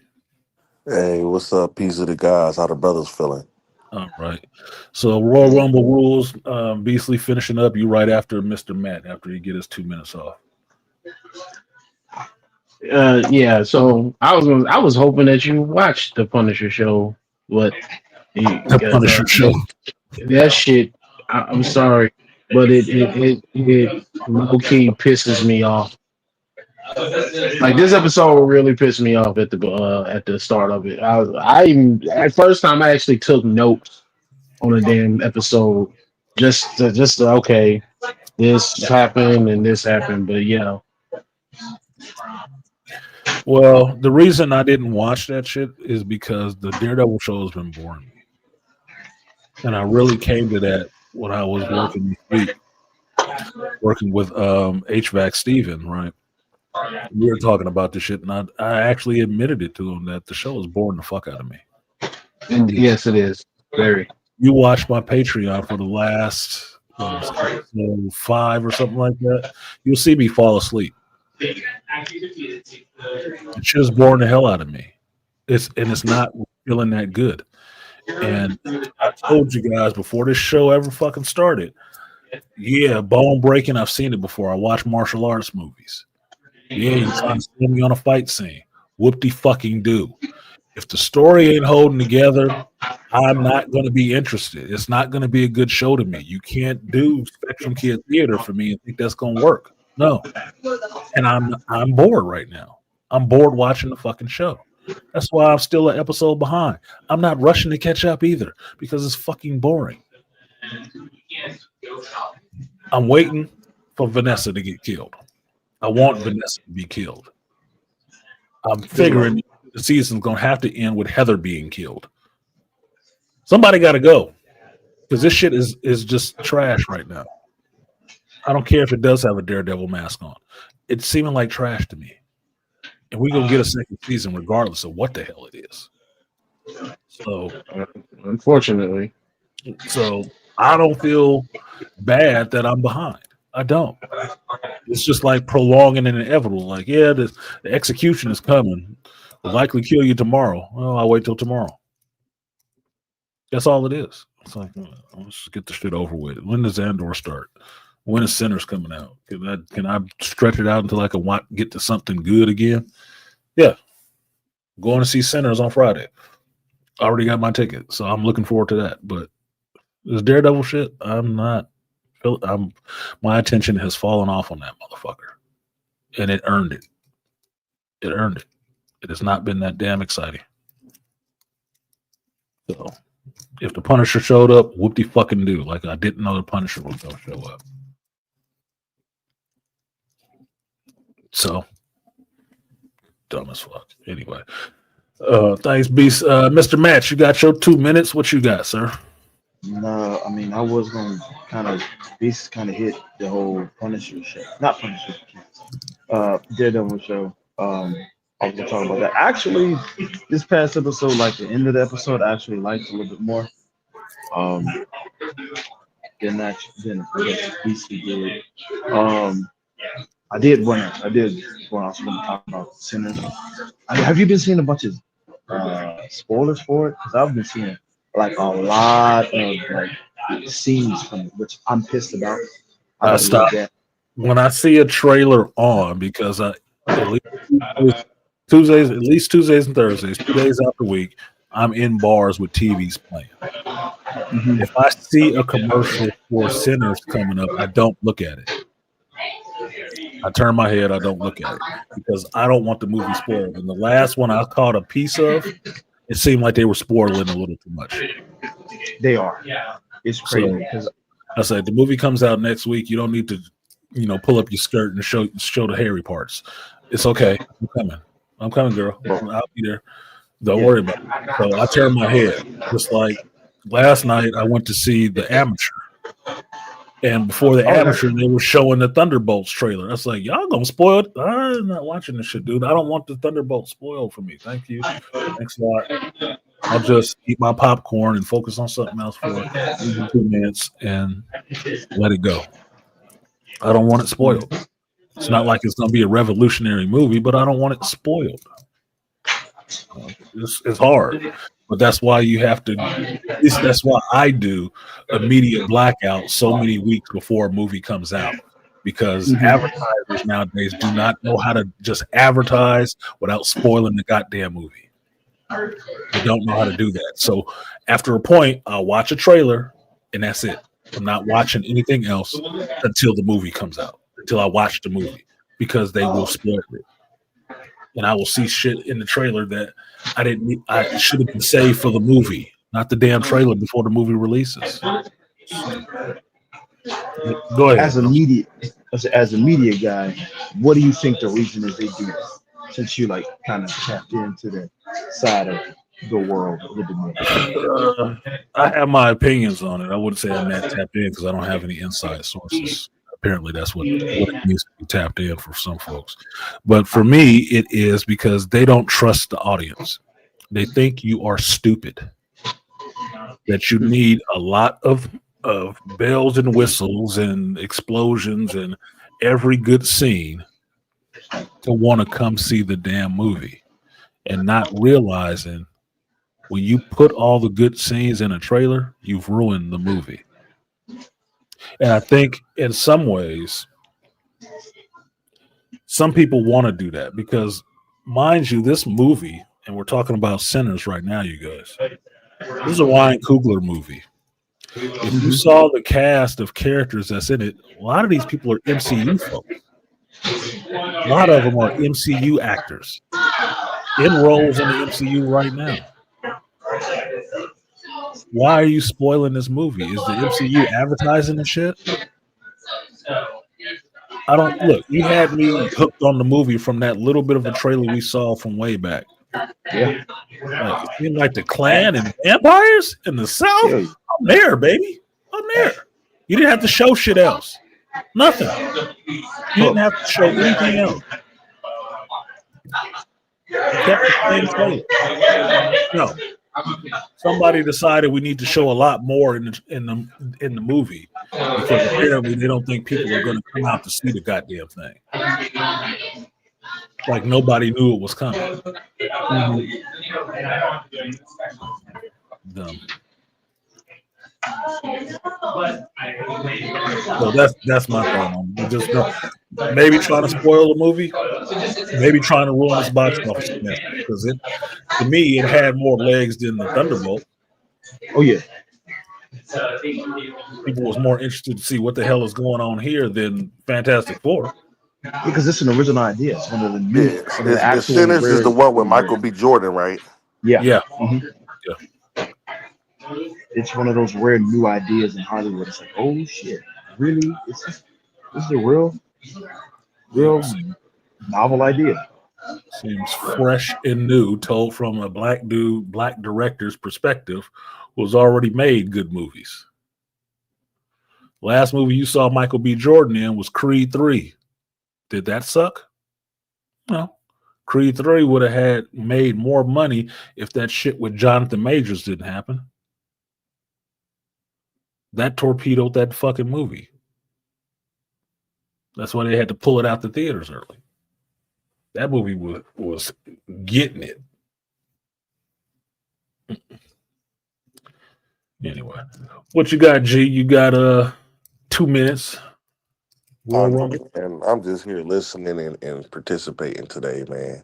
I like, yeah, like I watched the Daredevil series and a little bit of Punisher, but Punisher, like I said, it's too boring for me, man. I don't know who's right in that. Like, I mean, it's some action, but the first like 5-6 episodes is all talking. Yeah. Let's talk. Yeah, Daredevil. Daredevil was better. Well, you're watching the Netflix ones? I have watched it. Yeah, I'm watching them on Disney Plus right now. Okay. So the first season of Punisher is really good. It's traumatic. But it spins out of seeing him in the second season of Daredevil from the Nets. Right. The Punisher that they have in the MCU now with Disney doing the Daredevil show, what would be considered season 4, but they was calling it season 1, Born Again. Yeah. I don't know. It's used on name only is what it is. Are they going to try to link the Punisher? They're going to link the 2 series together like they did Iron Fist and Luke Cage? Okay. Always. Okay. The Punisher usually in comic book shows up in Daredevil, and for the Netflix show, the Punisher showed up in Daredevil, and then they spun him out into his own show. So shouldn't we see Spider-Man soon? Technically, you already saw Matt Murdock in Spider-Man. If you saw No Way Home, yeah, you already saw Matt Murdock in Peter Parker. So that's how they're linking it. Okay. Yeah, I know you got to follow the universe. You got to kind of follow the cinematography. And that's what it is. So maybe you'll see Daredevil and Spider-Man on screen together at the same time. You've already seen Matt and Peter at the same time. You've not seen technically Daredevil and Spider-Man at the same time. So eventually it'll probably happen in the movie. It won't happen on the show, but it'll happen in the movie. Okay. But I like how they do that, though. I'm interested to see how they write the stories into each other. Like, that's my favorite part of cinema. Like, yeah, I like an interconnected universe. I don't have a problem following an interconnected universe, and maybe I'm a dinosaur in that sense because I don't think it's too much goddamn homework. I think you're delving into a universe. If you read Lord of the Rings or anything like that, do you like, oh, who the fuck is Gimli? I need to know all this history. No, you want to know who Gimli is. That's the point of reading. You understand that he's a dwarf, motherfucker, and the dwarves live here, and this is what they do. This is how long they've been doing it. Plus, you also see different aspects of that universe too, because not everything in that universe is the same. Like exactly. Marvel has you got the cosmic side of the universe, which is the space and the galactic stuff. You have the supernatural stuff. This is where you Blade, Ghost Riders, and every supernatural paranormal thing. You have of course, the mutant side of the thing. You have different aspects of that universe. So that's why you need to have. That's why they need to be interconnected, because every now and then the paths will cross. There'd be a supernatural threat where it's like, okay, well, we can't handle this motherfucker. Who can handle this? Oh, well, let's go to the supernatural gods. Let's go with Doctor Strange, Blade, and Ghost Rider. Or this is a mutant threat. Okay, we got to call the X-Men and Professor Xavier. If it's an alien threat, we need to call somebody like Nova or Quasar or any cosmic superheroes, Guardians, any of the cosmic heroes. Yeah, and that's what it is. It's interconnected worlds within one universe, right? And understand that people use universe and galaxies all interchangeable when they don't usually mean the same goddamn thing. They don't. But isn't a galaxy inside of the universe? Yes. Exactly. Okay. You read sci-fi too, don't you? Of course. Yeah. I'm a nerd. You paid attention in science class when that. Yeah, no shit. So, understanding that stuff, you can have all those things working together within one universe that makes up that whole. there's different parts that make up the whole, because That's like there are times stuff is happening on the supernatural side the regular heroes and inventors don't know shit about. They at don't know shit all. about what's going on over there because that's not their world. They dealing with Red Skull and some other bullshit over here, or some Badoon showing up or some bull crap. X-Men is dealing with some stuff between them or somebody else on their part, and then the supernatural stuff is popping off and they dealing with something over there. That's like I was reading something about the universe, and it was saying that Ferris Bueller is Tyler Durden. They connected those two movies, and I was like, that would be so interesting to Get the fuck out of connect here. Ferris Bueller and Tyler Durden. Like, I don't know how they did that, but yeah, they worked in some type of weird way, and I was just like, that's an interesting theory. But yeah. that's the theory, is that guy is Ferris Bueller. Like, The Tyler Durden is Ferris Bueller. It no, might have Ferris been. Bueller, Matthew Broderick Mhm. is both. He's the same person, but that's him in the future as he's working, and he's manifested Tyler Durden that is Ferris Bueller. Like, I don't know how. It was weird. It was a weird little theory.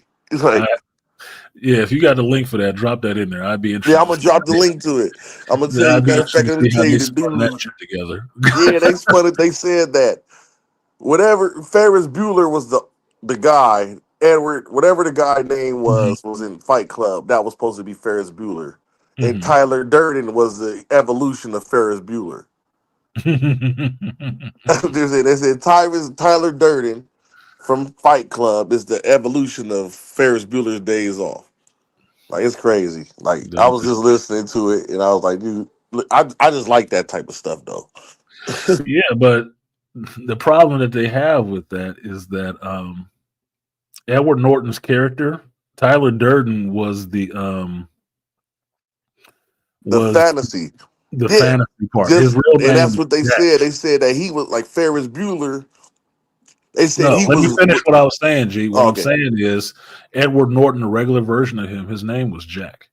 So when he's reading those journals from organs talking about in the first person, it's like, I'm Jack's, upset colon and shit like that. Jack was who he was. He was Jack. Tyler Durden was the alternate personality. Yeah, that's what the guy in a cinema thing was saying, Mhm. that Ferris Bueller is whoever the alternate ego Mhm. of Jack too, and Right. it's just the evolution of Tyler. Like, imagine how we didn't know the whole time that Tyler Durden was an imaginary character. Mhm. So what if the whole time that's how they were trying to connect the scenes? I'm gonna just give you the link. Hold on, let me go find Yeah, it. we'll see how they do it. Anyway, That's just random stuff that I'll be reading and getting into rabbit holes about, like, because I'm just a weirdo like that. I just like those little intricate details about stories. that's interesting. If you've ever seen the movie, The Snowpiercer, all right? If you've seen The Snowpiercer Yeah. with Chris Evans, what the theory they have on that movie is that the Snowpiercer is the evolution of the Willy Wonka, or Charlie and the Chocolate Factory. That when you get to the end and you see Ed Harris's character, who built this train and all this stuff, that Ed Harris character is Charlie from the Chocolate Factory. Okay. After he took over Wonka, Okay. able to build that train, and that's what it is. So you go back through the Snowpiercer movie, all those people that work for Ed Harris's character, Mr. Whatever he was, I forgot what his last name was. It was like a W or something. These are all the kids that were at the chocolate factory with him. He hired them. And those are the people running those different cars of the train. Okay. So it's like dystopian. It's a dystopian future. Something happened Okay. later on in the future, and this is what Charlie evolved into to keep this kind of thing alive. I was like, get the fuck out of here. That's okay. That's the director. That's the writer. Doing something creative. And That's some M. Night Shyamalan stuff. that's some writing, right? So you watch the movie, you think it's one thing, but no, this is the evolution of Charlie and the Chocolate Factory. I'm like, holy shit. So if you watch it again, you'll see it. You'll see it Oh. in there. I'm all like, I like that stuff, man. I'm gonna Mhm. watch it just because of that. Yeah, I'm gonna go watch it just because I think it's on Prime right now too. yeah. Check it out. And if you really want to get fucked up with it, if you believe the theory, watch Willy Wonka, not Charlie and the Chocolate Factory, but watch Willy Wonka, the original one with Gene Wilder, and then watch the Snowpiercer. You'll see it. Okay, that's what I'm gonna do. Because now the old movie is fresh in your mind. The characters are fresh in your mind, and what happened with the characters, and then watching the Snowpiercer and understand this is just in the future. You'll see it. Like, holy shit, dude! Wait a minute. Hey, that's like the Edward Scissorhands movies. Like Mhm. all of those movies are so interesting. It's just like, okay, Yeah, I like that part Tim about Burton. how like my favorite Hollywood lore is the Little Rascals though. Oh Mhm. man, I love the Little Rascals, man. Our gang, our gang. Man, I love the little because it's so like I love the because whoever wrote the Little Rascals was a genius. Just older when the people were trying to be creative and not just mirror reality in a sense. Even Uh, I like sometimes I still even watch the old Little Rascal shows, the silent ones. Like, oh man, this is hilarious. you can find them if you can find them. Yeah, they I play don't. reels of them sometimes. Not they don't have them in chronological order, but every No. now and then, like on I have streaming sites. Like I have Yeah, you a pirate on the high seas, so you ain't got to tell yeah. everybody. Okay, okay. Pirate on the high seas, you find all kind of shit. Listen, dead man tell no tale, sir. Yeah, exactly. Man, tell no tales. Like I've surfed the seas, I've seen many things in my travels. I ran across No. the bones of the little rascals. I don't know. I still get stuck on like Goonies lore. I still be watching the Goonies and shit. So I don't know, man. I'm a nostalgic. No worries. I've said it many a times that you can tell how good modern television is when you find yourself watching old stuff more often. Like I said, I've been watching Babylon 5 again. Why? Because That's a good one. the series shows that I've seen recently are bad. They're not any good. So I'm watching old stuff. I continue to watch older stuff that was actually good.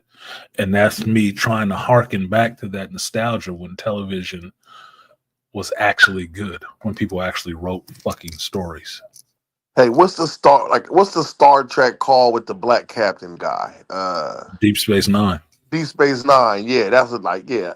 That's another one that Babylon 5, that's a good one. Deep Space Nine. Yeah. I haven't watched that whole series. I need to. I just watched this week. I watched the episode of Babylon 5 where they had the Gropos on there, which is the basically the Space Marines. And they're coming to Babylon 5 on their way to Earth Force has sent them out to Babylon 5 on their way to another planet to help them in this insurrection that was happening. And they're doing it quietly because they don't have the politics or the politicians on the side, right? And the general that's leading them is Dr. Franklin's father. So in that episode, you get fathers and sons understanding that we are different and we are men, but we still need to understand and connect with each other because otherwise all this stuff that we're fighting for doesn't really mean anything.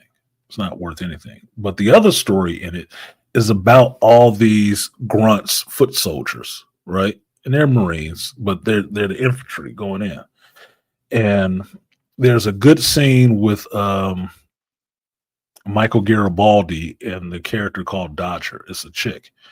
And she sees him, she's kind of into him, and she wants to, go out. They go out and have dinner, and it's going really well. And she back at his quarters, and she trying to get a piece.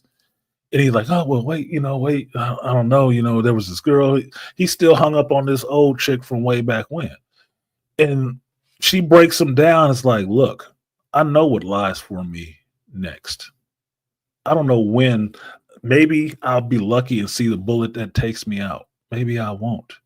And so while I'm still alive, I want to live life. So she was telling him, no, it's not just a roll in the hay. I want to know what it means to be alive before I'm possibly going to my death. And by the end of that episode, you get a couple of these different soldiers, a little bit of their backstory, their personality, and stuff like that. By the end of that episode, you see all of them dead. They all got wiped out. They went to this battle. It was going to be a huge loss of life, and it was. And now you have a connection to each one of these characters that's showing you laid out because you saw them while they were alive, the personality, the people that they were before they actually got killed. So now you feel something for at least 10 different people on the screen going through it. And then you feel something for the station staff, officers and stuff who are interacting with these people. And then they're seeing the reports on the news. And now they're checking the dead list. Like, are they on it? Are they on it? Like, fuck. He's on the list. That's some fucking good writing to me. And that was an episode written by J. Michael himself. That was some good ass writing because it made you actually empathize a bit with them, with the soldier's life.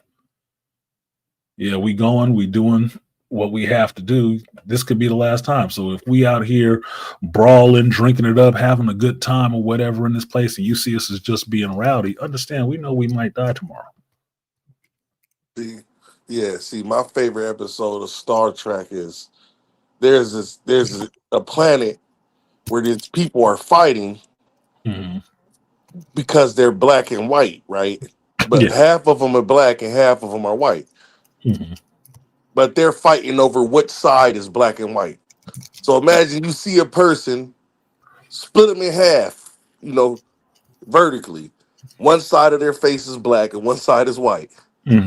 They're actually fighting over if the black side is right on the right or the black side is on the left. That's what they made their clans over.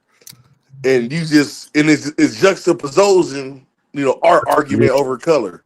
It's just, but the way that they write it in Star Trek, it's just seeing how they wrote that stuff back then was just so good that you just watch it over and over again. Yeah, in Babylon 5, they had an episode like that. It was inside of another episode, and it was the Drazi, which is like a reptilian race.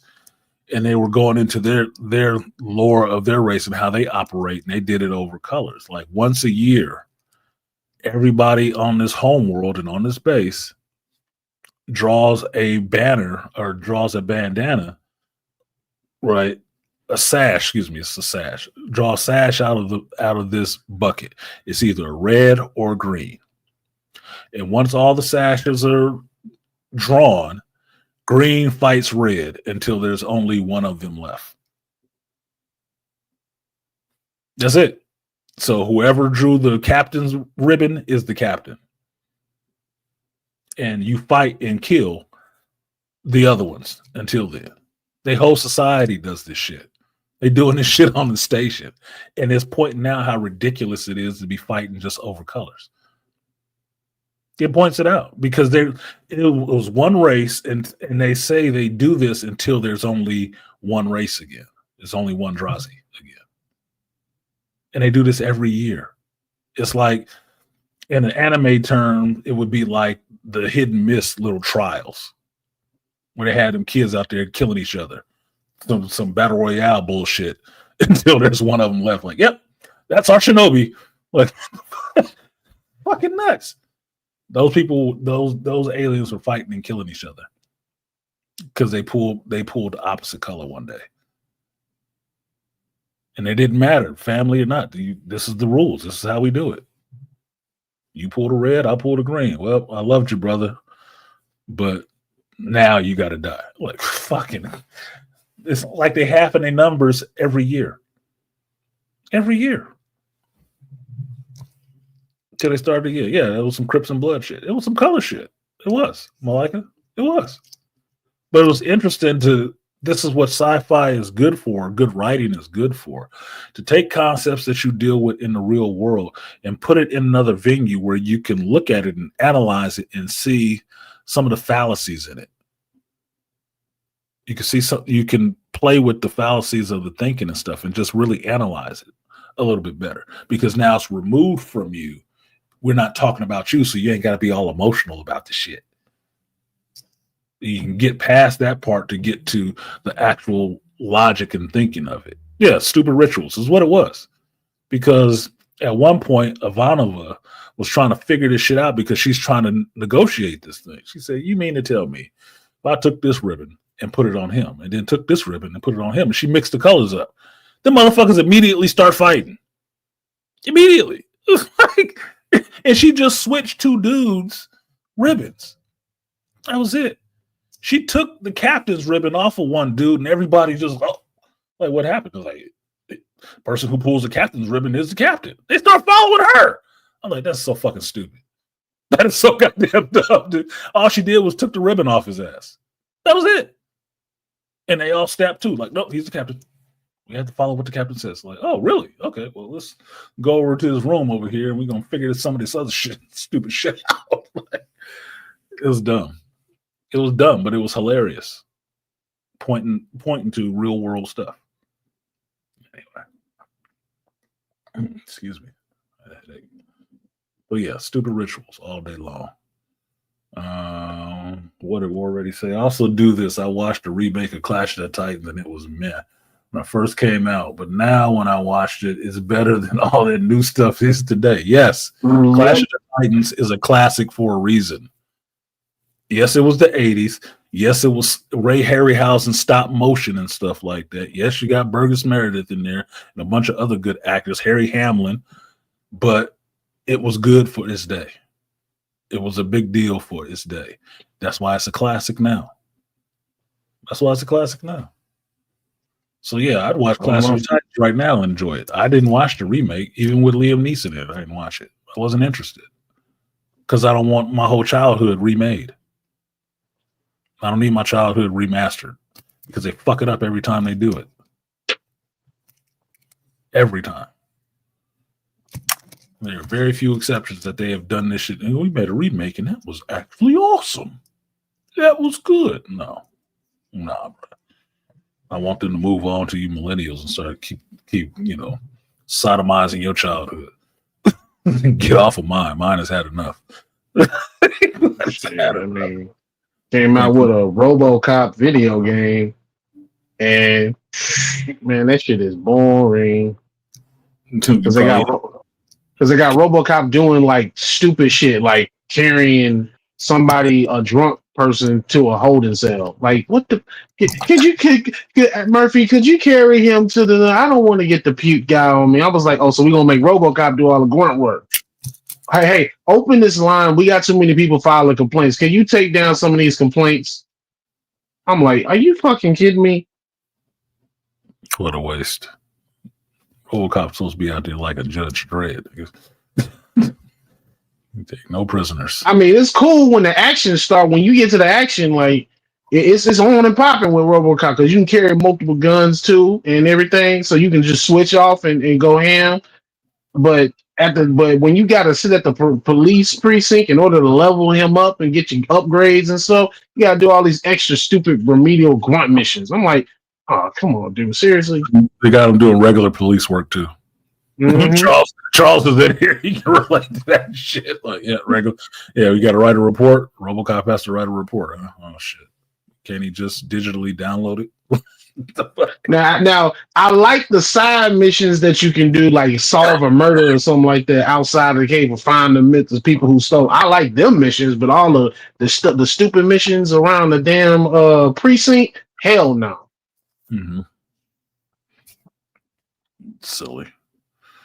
Yeah. I don't know. Modern television right now is losing me. It's losing my damn interest. And I keep going to storage and pulling out more stuff that I'm parsing through, and some stuff I'm throwing away. And I found a bunch of books. I got all my Star Wars books in the house on the shelf together. Like I feel like I got the band back together again. And there's some stuff in there I need to read. I found a book in there that I didn't finish reading. It has a bookmark at damn near the end of it. It's like, I gotta finish that. What the fuck, dude? I got OCD. I can't have stuff unfinished. Holy shit. And this was good. And I sat down for a minute. You going through a box, you pull something out. It's like, oh man, I remember this. Oh, I didn't finish this. What was going on? You read a page or so, it's like, I gotta finish reading this. I gotta finish reading this story. So there's other things, like I said last week. I can start going through the stuff in my storage that I just own already, and I would never have to watch streaming again for the rest of the damn year. And I don't think I'd really be missing anything. I don't. Outside of a few movies coming up and wanting to see the second season of Andor, I don't really think I'd be missing anything. Because Final Reckoning, Mission Impossible, that looked like it might be fire. And I was going to see it anyway. Sinners, looks like it might be good. I was going to see it anyway. Already bought my ticket. You ain't got to sell me on shit. I'm already there. Right? Fantastic Four, I'll watch it. I'll watch it because I watched the other ones. Right? Same thing with Superman. I'll watch it because I've watched the other ones. None of this other shit is actually blowing my fucking skirt up. It's not Avatar. I think there's another Avatar coming out at the end of this year. Tron, Ares. Fire and Ash, I believe. Yeah, I'll watch it because I watched the other ones. I'm interested to see what's going on, but it's not really overly exciting me. It's not. It's really not. But the things that seem to be more prescient in my mind that excites me is stuff I've already seen before. I already know how it ends. I'm more interested in watching that again to see the story progress to that point again than to watch this new shit this is boring. Why am I watching this? Fuck. How did they fuck this up so bad? I said, why can't they write like this? I keep finding myself asking myself that question and looking for an answer. Why can't they write like this now? Why? Why can't they write like this now? Still using English and words, right? So why can't we write like this now? I don't know. I don't have a clear answer. Or there's multiple answers. The same shit. Malika say Clash of the Titans, Seven Voyages of Sinbad, Jason and the Argonauts, classic movies. Shout out to Ray Harryhausen. Yes, classic stop motion animation movies. I like the way they killed them fucking scorpions though. I'm not feeling that shit. But Jason and the Argonaut, Seven Voyages of Sinbad and shit, classics. Classic movies. You'll laugh at them now. If you watch it now, you laugh at it. But it's still good. They're still good movies. Rabbit speed. Come on, man. That shit was awesome. I grew up on Clash of the Titans. Every time that came on, it was on. I was sitting down, me and my mom sitting down watching it. Yo, Clash of the Titans. Oh, let's sit down and watch it. Didn't matter what was on. We watching this today. Yeah. I'm sure some people don't even know who the fuck Ray Harryhausen is. But that's why I pointed out stop motion animation. What do we want to use? Let's use Jason and the Argonauts because that was. And this is the classic scene. I'll get my copyright out for today. I'm due for a copyright every stream, so I don't want to disappoint. You know, that monetization means something to a lot of people. Yeah. Yep. All right, so this is fair use. This is a scene from Jason and the Argonauts.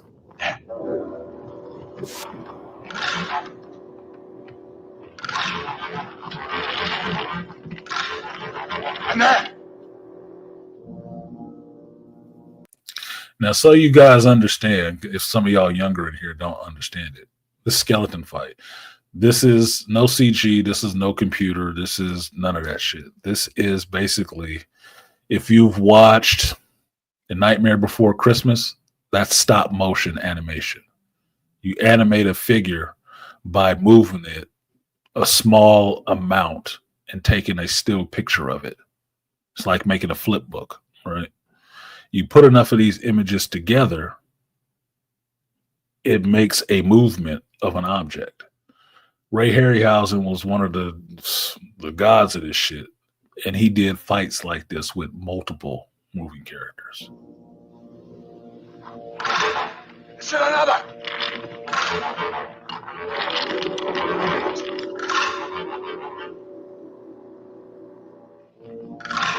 And more. Now, what you see in this scene, the foreground is this stop motion stuff happening. The background is a projection. So right here, where by the guy in the back's feet, you'll see that line that cuts off there. That's the end of that little set that they're filming all these skeletons popping up on. In the back is the projection of the film that was shot. Right? So think of it in modern terms. This will be the fucking volume. That back part with the actual real soldiers would be on the volume walls. And all this stuff in the foreground is what you're actually seeing, what's actually really there, in a sense. It's just I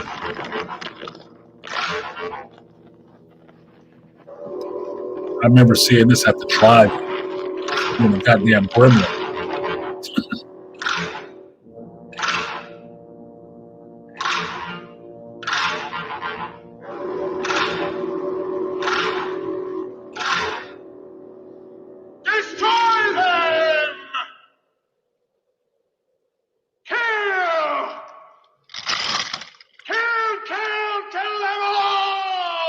Let's get it.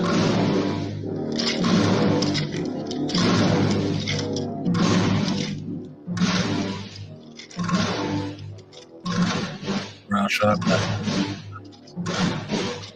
Over animation. Background line.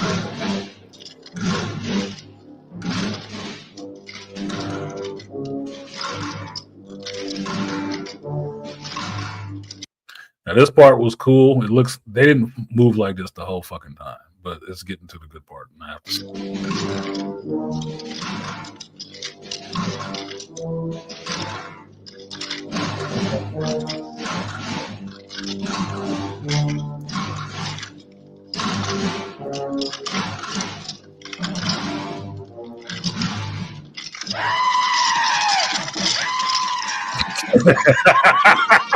Run for your life!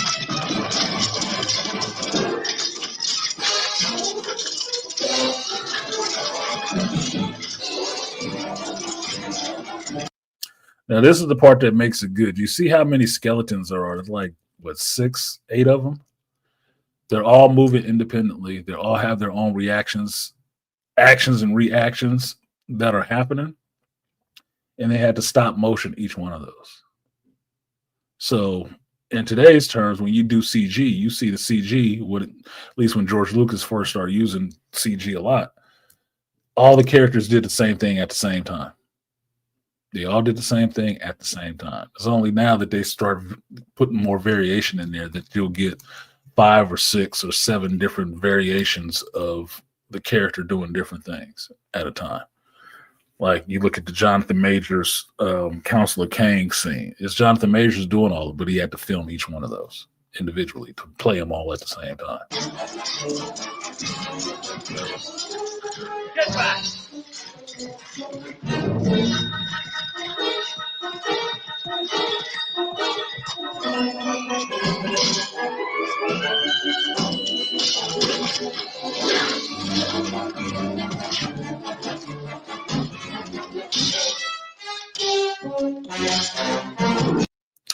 And mind you, they're really actually acting because none of those skeletons are there. There's nothing on a tennis ball, so no point of reference like they do in modern CG movies and shit. No, it's acting. Everybody got quiet. I guess I bored everybody. Fuck you guys. No, we listen. All right, Lunger. Let me like his video for putting that shit. I didn't have Daredevil to watch. I might watch Jason and the Argonauts. 63, that was 10 years before I was born. So I know it was old when I watched it. Classic. Classic. Fucking skeletons got pissed like.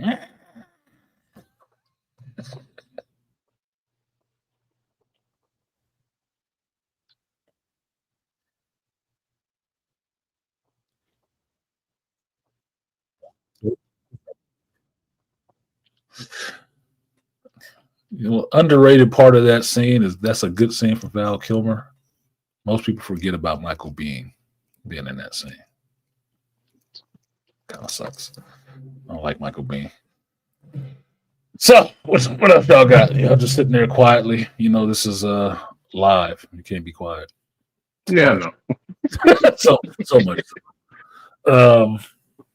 I can ask you, Beast. How are you liking Emma Frost so far? I would love to like her if I could fucking play her. Everybody insta locks her the minute you get on. And I said I have never seen so many people that want to play tank in my damn life. How have I played her more than you then?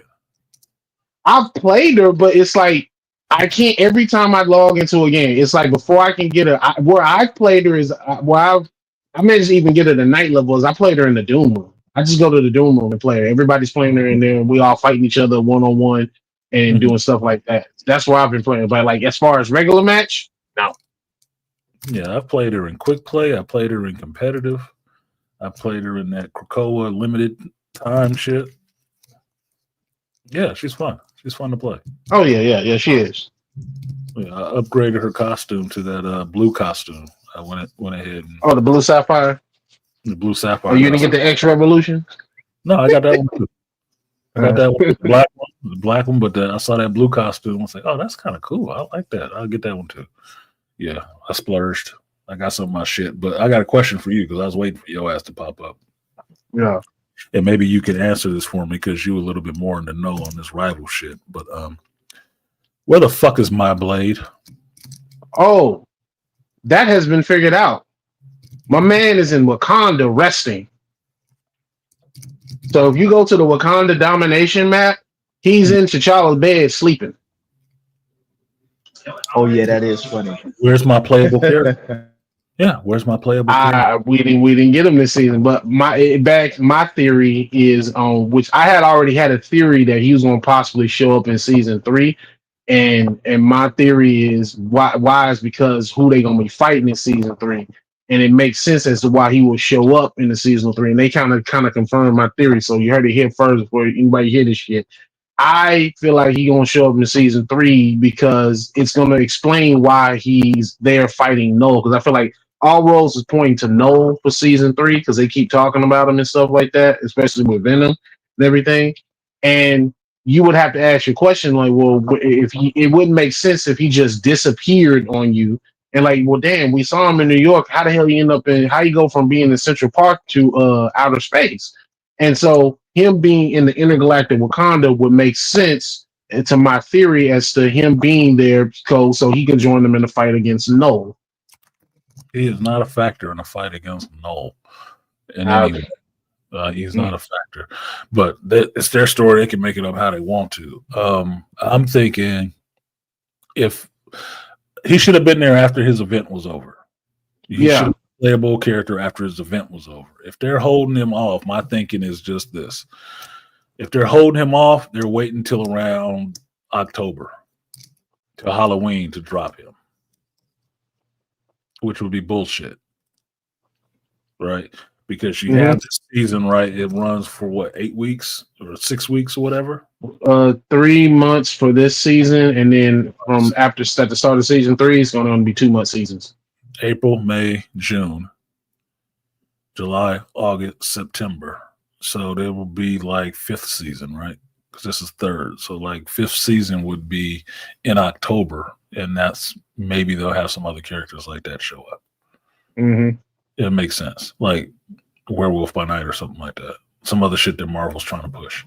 I don't know. I'm just kind of pissed off. I did all that work in that last season where it's all about vampires and shit like that, and Dracula and all the rest of that shit, to get all these other characters, Wolverines, Bloody Claws, and everybody, all Butcher and all the rest of this dumb shit.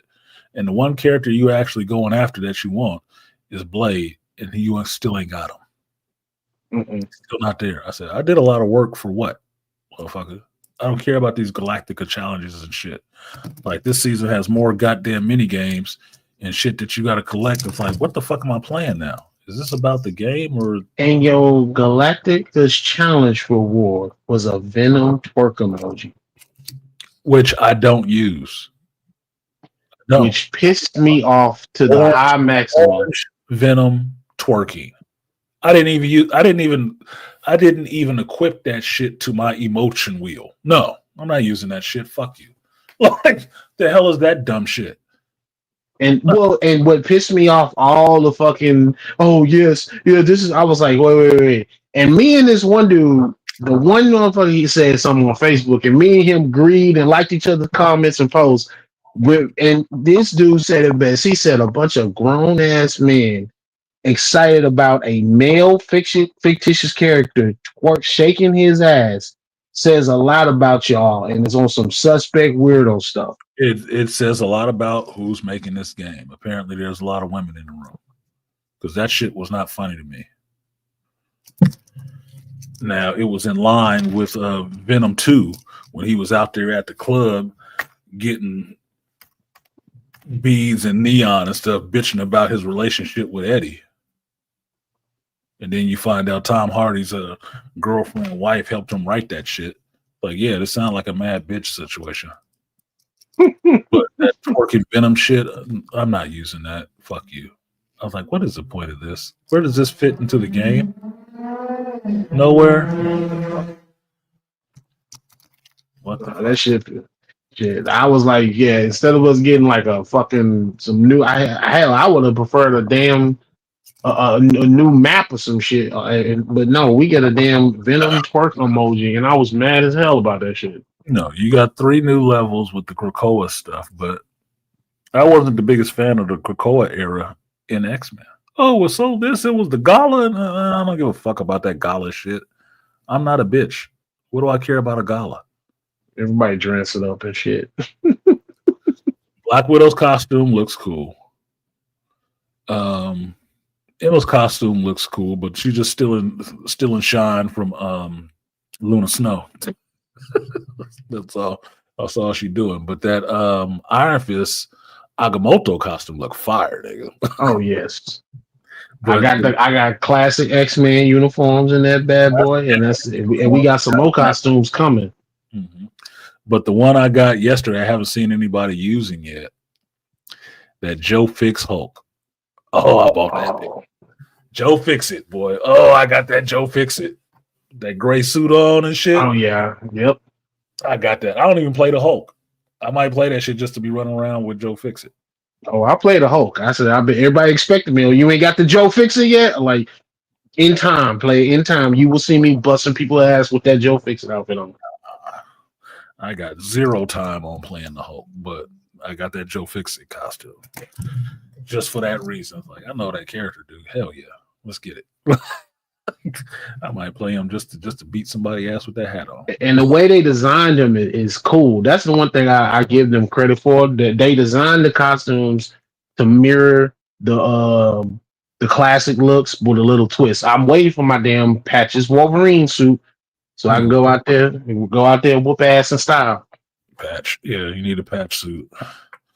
But I like their designs. Some of them are good. Some of them are just trash. They just keep overly fixating on the same characters. Mm-hmm. Which is, look, Black Widow has I don't know how many costumes right now. Yeah. Steve Rogers has so many costumes right now. I'd like another Punisher costume. He has other looks. Like, you can give me the trench coat version of him. You can give me the one where he was dead and he could pull stuff out of his coat like Felix Magic Bag and pull all kind of angelic weapons and shit like that out of his coat. Like, what the fuck? Look, you can give me a bunch of different versions of that. Some other stuff, but that's cool. Magic got a bunch of costumes. Magic got a bunch of costumes. I just got her classic X-Men looking costume because I like that one. So I changed it up from the purple to that one, but how many costumes do I need for the same few characters? And they only do female characters, mind you. Most of them is the female. Luna, Snow, and fucking Mantis stuff. Like, Mantis. Like, goddamn. it's like, okay, I know who's here making these decisions. That's all I can say from that. I don't hate the game. I hate the players. I don't hate the game. I do hate the players and some of the developers. Just like spread it around. Let's not get over focused. They made that same mistake in Future Fight that I guess they think a bunch of females play Future Fight, so only characters that you get is females every time. Every new character has to be a female character or another costume for another female character. It's like, dude, that's not who's playing this fucking game. Perverts. Can I get some upgrades to somebody else? Jesus. Well, the one thing I noticed also, it don't help that you got all these young boys that's simping the fuck out. That's another thing that I'm seeing with a lot of the younger cats, slightly younger than me. It's like they're so up on this rep. I'm like this representation talk. I'm like, can y'all stop? I be like, and I be trying not to be an asshole on it. I'm like, bro, can you stop? Why? Like, why are you trying like, not to be an asshole? Because you know me, I don't like fucking arguing. Because arguing for me leads to punches getting thrown. So it's like I don't want to. If I can't put my hands on you, I don't want to argue with you like that. So they be saying the dumbest shit, and it's like, dude, do y'all motherfuckers even read the comics? Like it's all there. It's just the people that you pushing the shit don't actually know the story or the material, and they can't put it out for you. Damn. Yeah, but still, that's on you to do your due diligence to actually read some of this shit. Yeah. And not just willingly just take what you spoon fed. So they're not a generation raised on reading comics. They're raised on talking like you know comics, but not actually reading comics. Because this generation don't fucking read. We see BGS talk about they reading scores all the time. And motherfuckers don't read comics or anything else. So, not surprising. But for the most part, I like the character. She got some good movesets, and I like that she has something that rivals Scarlet Witch's little mental projection bullshit. I was holding it down playing her ass. I did really good playing with Emma Frost. I was doing pretty well. She got a shield that I like. It's weird you throw it up. I like the switch off when she's in her diamond form that you can just get to beating the shit out of people because I beat the shit out of Iron Fist. Ran up on Bow! On his back, boy, socked his ass up. Him and the Hulk. I was loving that shit. Like, see, this is what I like right here.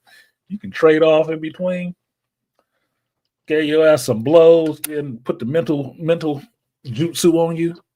Yeah. You out. It's over, baby. I run out there by myself. Y'all just stay back and heal me. I got this. I was giving them some problems. I was giving them that work. Giving them some problems, man. She half naked. You can't lay a hand on her. Giving them some problems. I say, okay, this character ain't that bad. I was concerned, but she's not that bad.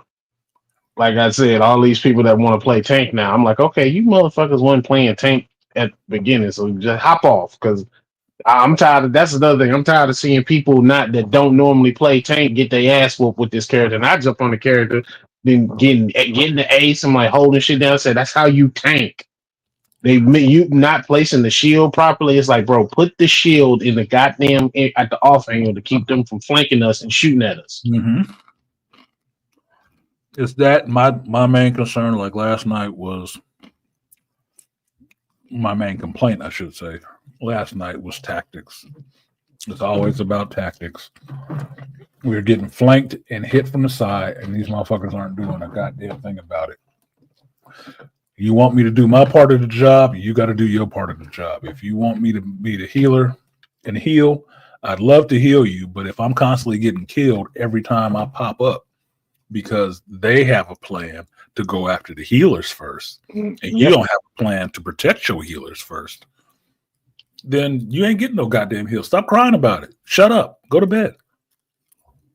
Go to bed. Your day is done. You're not getting healed. You only got one healer. You might want to protect them. But if you're letting people go past your line, run around you, run past you, what the fuck you doing? You can't hold a control point. You're supposed to lose. Running after people away from the control point, and then they flank around and come get your healer in the control point. And that's why you keep fucking losing, idiot. Yep. Mm-hmm. Yeah, that shit was irritating. More than irritating to me. So, who was it that said I put him on the division? Tech and Gotron said, peace to the gods. Not a god. Let's play one on YouTube, I guess. He said, he got me hooked on Rivals game, laughing out loud. So for your 2 for 2, the Division 2 and Rivals. Yeah, I'm going to go back to Division in a minute. I'm going to get my Punisher to Lord status and get Emma to an agent status, and I'm going to go back to Division 2 because I've been lacking on my Division play because I've been stuck on Rivals. I need to play with some people who understand tactics. I really do. I really need to play with some people who understand tactics and how to communicate tactics without even having to use your mouth. Or just have a fucking mic open so you can hear everything going on in their house and they ain't talking about shit. Just stupid comment. Oh man, y'all fucking suck. Bruh, what's going on, bruh? I told this motherfucker last night, stop calling my name. Rocket, what's Rocket do? Rocket, what's Rocket? Stop calling my name. You want to get healed, protect your healer. Asshole.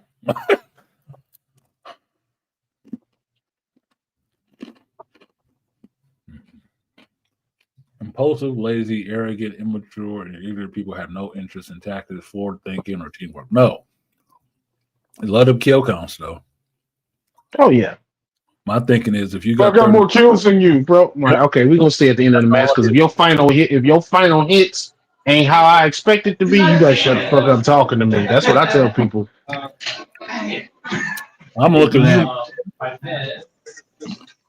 least for my character, the way I'm playing, I'm looking at final hits, who's stealing kills from me, right?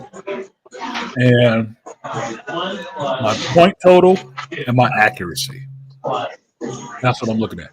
And how many times I got downed versus how many times I downed other people. If you got 34 kills and 4 downs, no saves, no assists, the fuck was you doing? You just out there for yourself, huh? No. That's why we didn't win. I've been playing mellow ball. Remember Carmelo Anthony? The Nets. Not the Nets, but the Knicks. They would get 40 points and 10 rebounds, and they'd still lose by 30. Yeah. So congratulations. Yeah, but y'all lost by 30. Congratulations. Yeah, congratulations. Let me show you what you want. L, nigga. That's not success if you're playing as a team. It's not success. Not at all. It's good if you win because okay, you're MVP above everybody else. Awesome. But it's not in service of the team at all. That's why I stopped playing team sports in the Michael Jordan era, because that's what it became. It didn't become team sports anymore. It became superstar sports. Mm-hmm. So just feed it to him so he can get the most points. Fuck him. We all out on the team. I'm coming to practice just like he coming to practice. Man, fuck that. Show some damn team. As the old expression goes, there's no I in team. Mm-mm. But there is a me, right? There's an I in win. Yeah. So that's the part that keeps irritating me about the game. And that's the only thing that irritates me about the game. I don't have a problem with the play control. I don't have a problem with the costume so much. Storytelling, the unlockable. The main problem comes in playing on a team, and these people do not understand any kind of tactics or how to protect each other and work as a team. That's the part.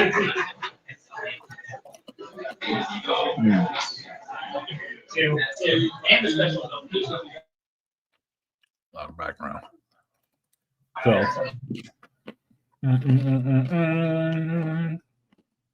well, what else was there? Oh, I did see the amateur last night.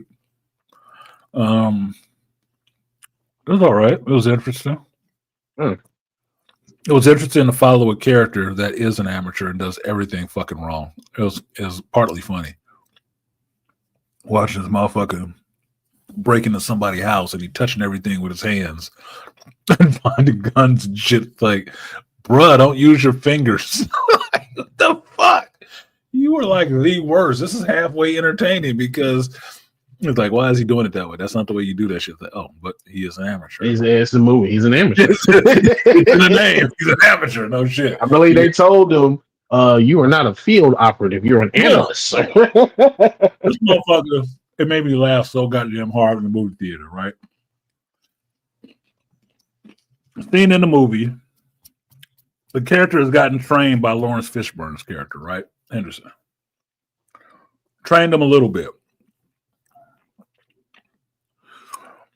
And then they find out he was blackmailing the director of the CIA to let him go on this mission because the director of the CIA was into some dirty shit, right? So he blackmailed him into getting this training so he can go on this mission. And he had bugged the dude's office, so he knew that they was coming for him. So he escaped training and went to London overseas to go look for the killer of his wife, right? He tracks down the first lady and he breaks into her house, but he's trying to break into her house. This motherfucker gets to the door and he pulls out his phone and the motherfucker watching a YouTube video on how to pick a lock. And it's playing. I died laughing at that shit, bro. He's like, no, what you want to do, you want to take your tension rod and such, and this motherfucker trying to fumble with this lock and pick a lock. Listening to a YouTube video. He got it open, but I'm like, well, yeah, that's modern day. How would you do this shit now? Because I got techs who that's how they figure out how to do their damn job. They get there, they don't know what the fuck they doing. They YouTube it while they're sitting there in people's house. Like, that shit was hilarious to me. In the video, they played the rest of the videos like, share, and subscribe. I'm like, shut the fuck up. Shut the hell up. It was hilarious, dude. I laughed my ass off. I was the only person in the theater laughing that damn horror. It was funny as fuck to me. He got in the house, he touching everything with his bare hands. He found the gun. Like, oh, I was like, take the gun or leave it there. Just unload it. What the fuck are you thinking? This motherfucker was making some classic, silly mistakes, but he was doing some very clever, smart guy shit. Some very clever, smart guy shit. Like one of the things he did, he's sitting in this rundown warehouse. He's like in Italy or someplace. And he's sitting there with his phone and he's doing this one steel pan shot around him with his phone. Right? It's like, I was asked, like, what is he doing? It's like, I think he's doing facial mapping. And what he did was exactly that. He took a rotational picture of himself with his camera, a panoramic picture of his face with his camera, and loaded that into this software and then put these faces on other people inside the facial recognition software in Europe. So it thought he was at different places when he wasn't there. So they wouldn't know exactly where it was. Like, genius. Fucking genius, dude. Tricked out that software. He's a programmer. He a nerd. Like,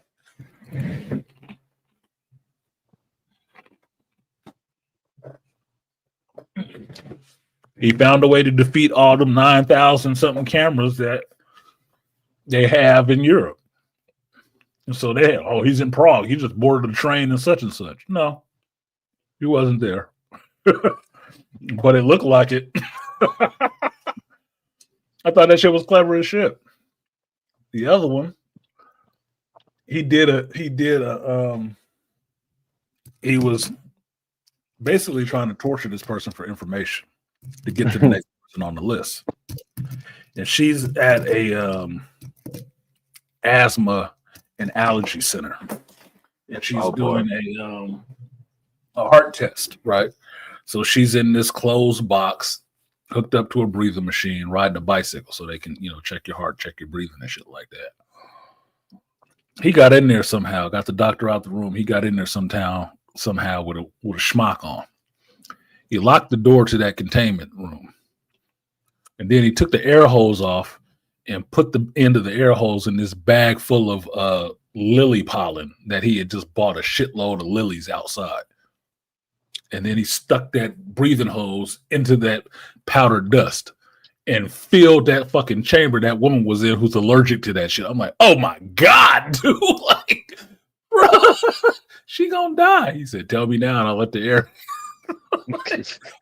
Tell me where so-and-so is. This bitch in there is choking and coughing. I'm like, that is fucked up.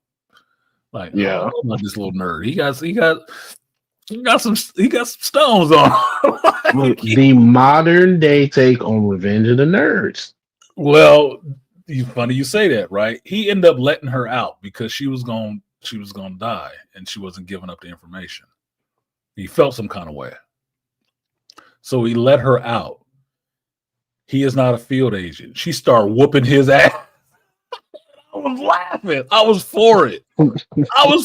She was whooping his ass, boy, throwing him over tables and shit. I'm saying, see, you should have let that bitch out. She about that action, boss. You not. But he had to start fighting this chick. He really had to start fighting her. Oh wait! Did he actually hit her in the movie? Because if he hit her in the movie, but you don't see it. So basically, he's doing this, right? So she's down. He's holding her, and then he did chin check her a couple of times, but you don't see the punches connect. Because these outward feminists will be raging. I mean, if they saw that, violence against women. This woman is a killer. He's a fucking terrorist. Shut up. Trained assassin. Yeah. She got a gun in her house, loaded for bear. She was beating his ass. You might as well swing back. Especially after he just tried to kill her and then had a change of heart. No, she's supposed to be punching him in the face and he's supposed to be trying to fight back. It's just what it is. It's just what it is. So it was entertaining in a lot of ways, and how he found his way to getting towards these other people was very clever. Some of it was very clever. It is a slower movie because he's not the big action star. There is action in it all through it, but it's more intelligently done in a way. I heard somebody say that, a reviewer, I think they said that the movie was boring or something like that. It is a slower pace, but this is a person who doesn't do all this action stuff. The character himself doesn't do all this action stuff. He is a decryption master working at the sub levels of the CIA in their data room, data analysis and code breaking. Is he supposed to be out there just chop socking everybody? John Wicking it? No, nigga, that's not who he is. Oh. Now, if you want to make a parallel to this movie, it's similar in some ways to American Assassin. His wife got killed and he want blood. He want blood. It's just what the fuck it is. his department, his group, he worked for the CIA. They don't want to do anything about it. He want to do it. He needs his pound of flesh. He's gonna find a way to go get his pound of flesh using the skills that he does have, and he does some clever shit. He does pull some clever shit off.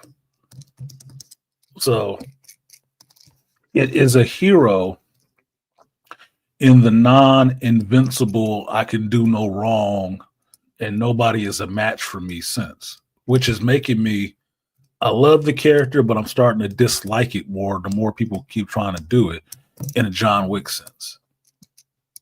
There's no reason, as much as I like the John Wick character in the John Wick movies, to me, there's no reason for a number 5, and there's no reason John Wick shouldn't have been killed by the second movie.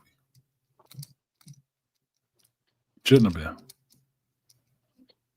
There can't be anybody left. That would make him the best assassins in any of that shit.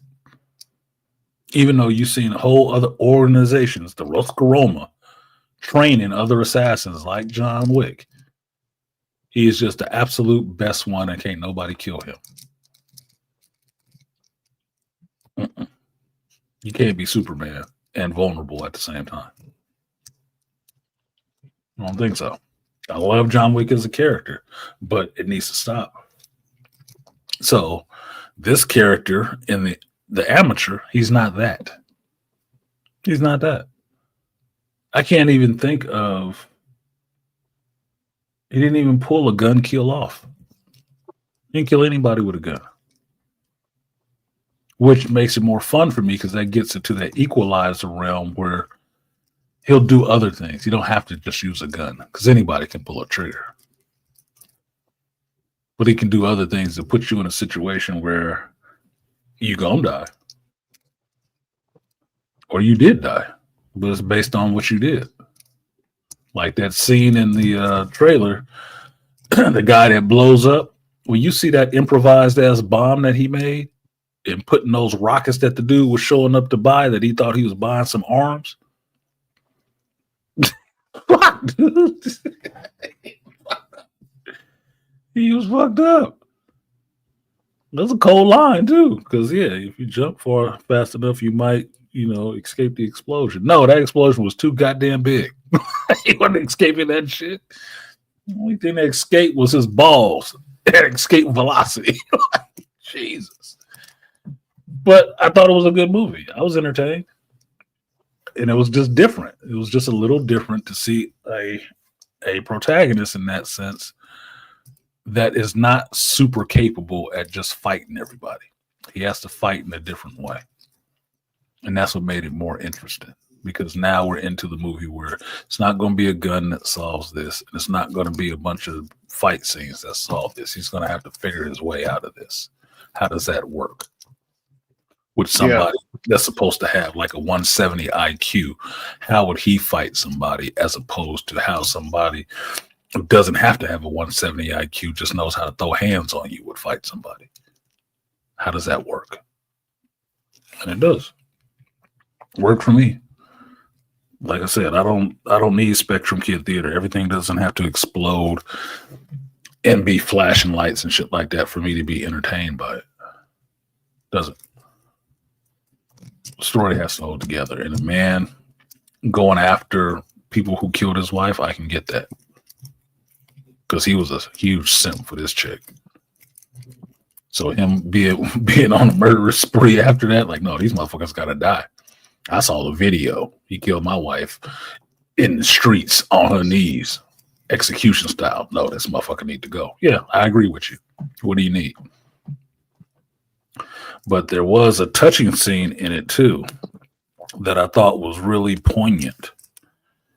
And the character ends up meeting up with this lady who has lost her husband as well.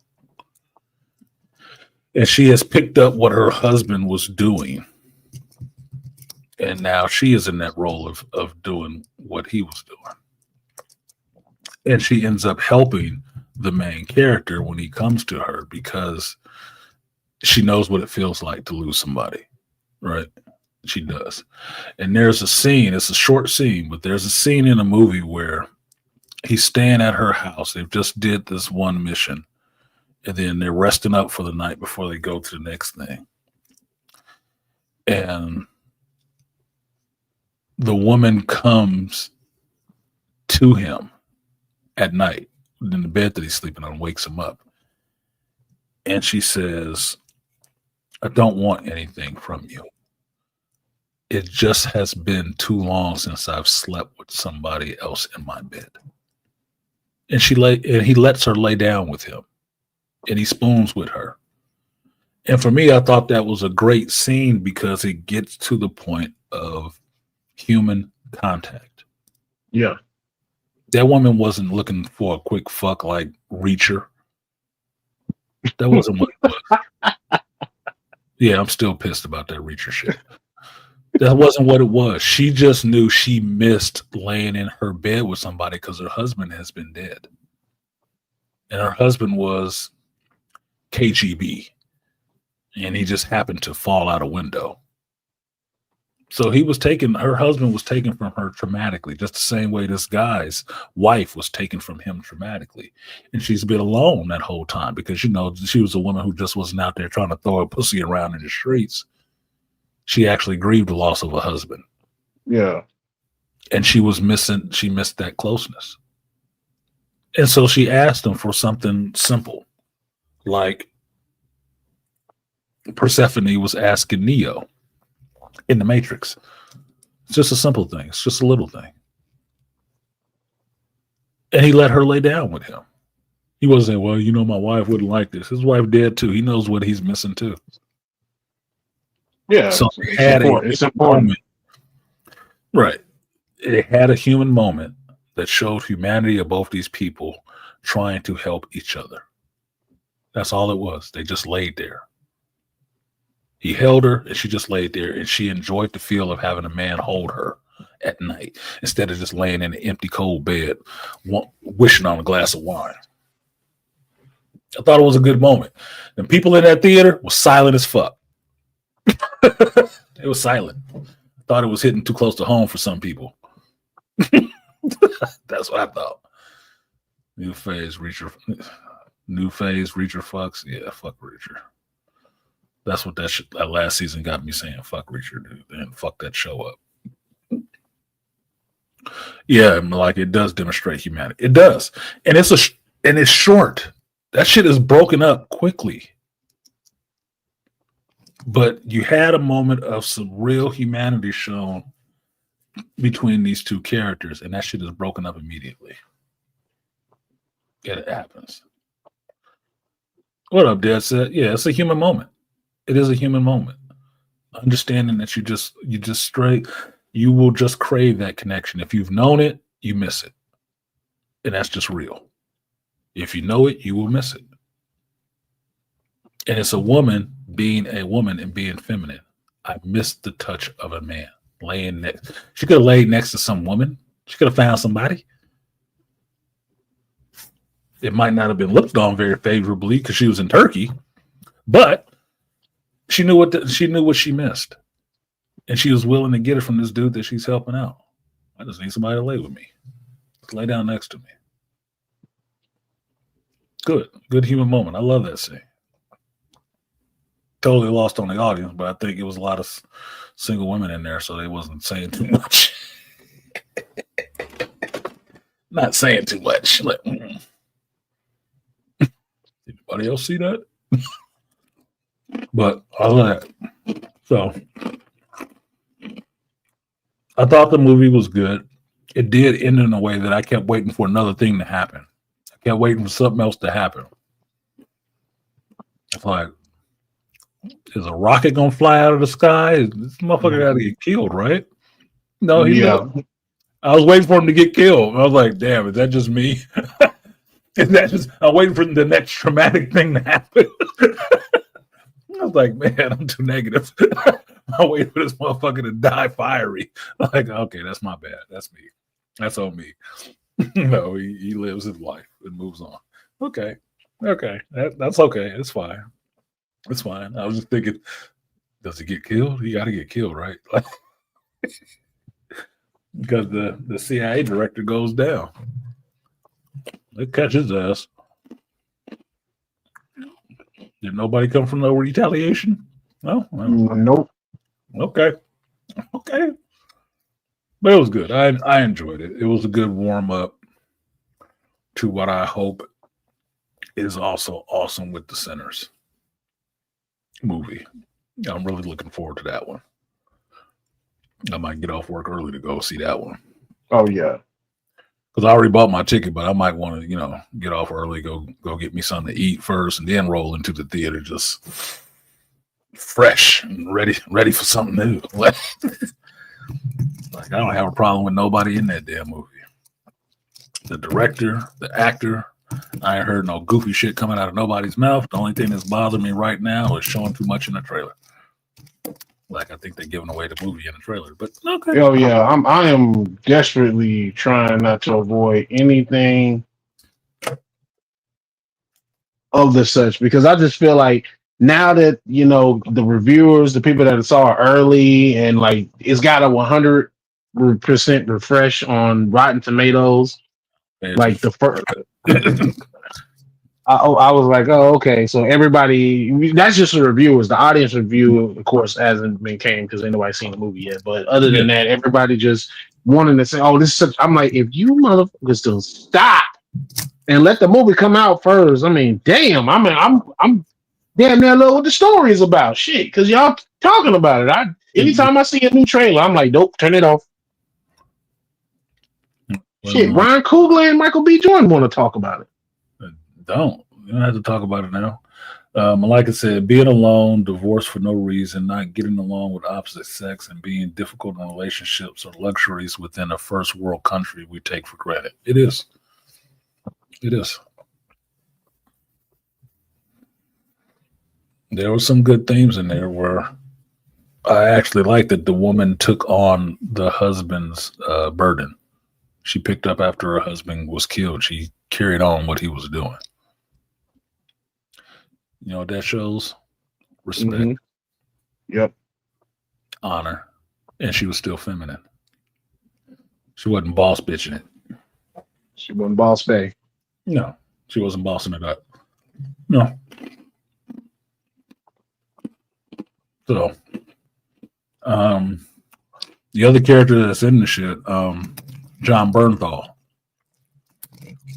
I like his role, but that was an easy check for him. That was an easy goddamn check for him. If you thought you was going to see John Bernthal through the whole movie, you're not. You're going to see him twice. And he's wearing the same clothes both times. But at the time, the first time you see him, you understand, right? The second time you see him, it's uneasy. It's uneasy because he's still being the same character, friendly and all the rest of that, but you don't know what this motherfucker might be on, what he is there for. He could be there to murk this motherfucker, or he could be there to set this motherfucker up to get murked. And he tells him that flat out. No, I'm not here. I'm not the guy here to kill you. Shit, I'm the guy that will set you up so you can get killed. Like, what, bro? Oh, that's even better. Makes it terrifying. Holy shit! Do I want to leave this cafe now? I can't trust this coffee now, man. Never mind. Like, oh my god. But it was good. But it was an easy check for him. It had to be an easy check for him. He came in there twice, did those two little scenes, and he was out. The other one was Lawrence Fishburne. Lawrence Fishburne have a fight scene in this. Uh-oh. He have a fight scene with another CIA agent. And Keanu Reeves wasn't the only one getting fight training in the Matrix, right? Speaking of that, Morpheus was whooping somebody's ass, dude. He was. Have you seen the recent thing that says Fishburne actually said he wanted to be in the fourth one, but he said did you see it? He said wasn't a bad movie, but it wasn't a good one either. No, it wasn't. And he said, I don't think, he was like, did you think you missed out? He was like, I don't think I missed anything. They saved you. because they didn't ask him. He would have been in it in a minute, but they didn't ask him. Yeah, he said he wanted. He actually asked them, could he be in it? Yeah, and they didn't want him in it. I was like, that was bullshit. What is that? How you gonna have a team back together and you leave one person out of the band? That's bullshit. And your replacement wasn't any better. You basically tried to tear down Morpheus in the fourth movie and make him kind of a kook that got a bunch of people killed. Like, what? Man, fuck you. But to me, that is these non-creating people who supposedly created the Matrix, removing the rest of that black element from that original story by Sophia Stewart. That's what that is. That's why that fourth movie sucks so much balls. You would have had to cut yours off to think it was good. Mm-hmm. That's why. Because that's the director's original story. They didn't do anything but try to shit on the original work. That wasn't theirs either.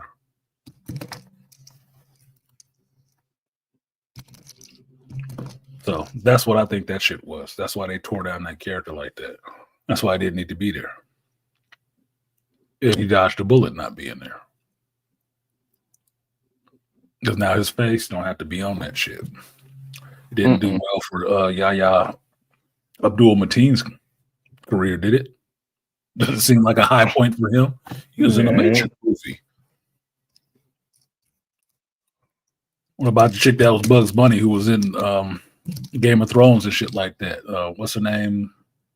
Cheswick or whatever her name is? Did it help her out any? No. Nope. No. She was featured prominently. Didn't help her either. Keanu Reeves is kind of bulletproof. People will say, fuck that movie. I don't give a shit. Same thing with Carrie Ann Moss, because we like those two actors. They don't have to bear the stain of that shit. And they want to go back and give you a number 5. Why? What are we going to call it? The next cycle?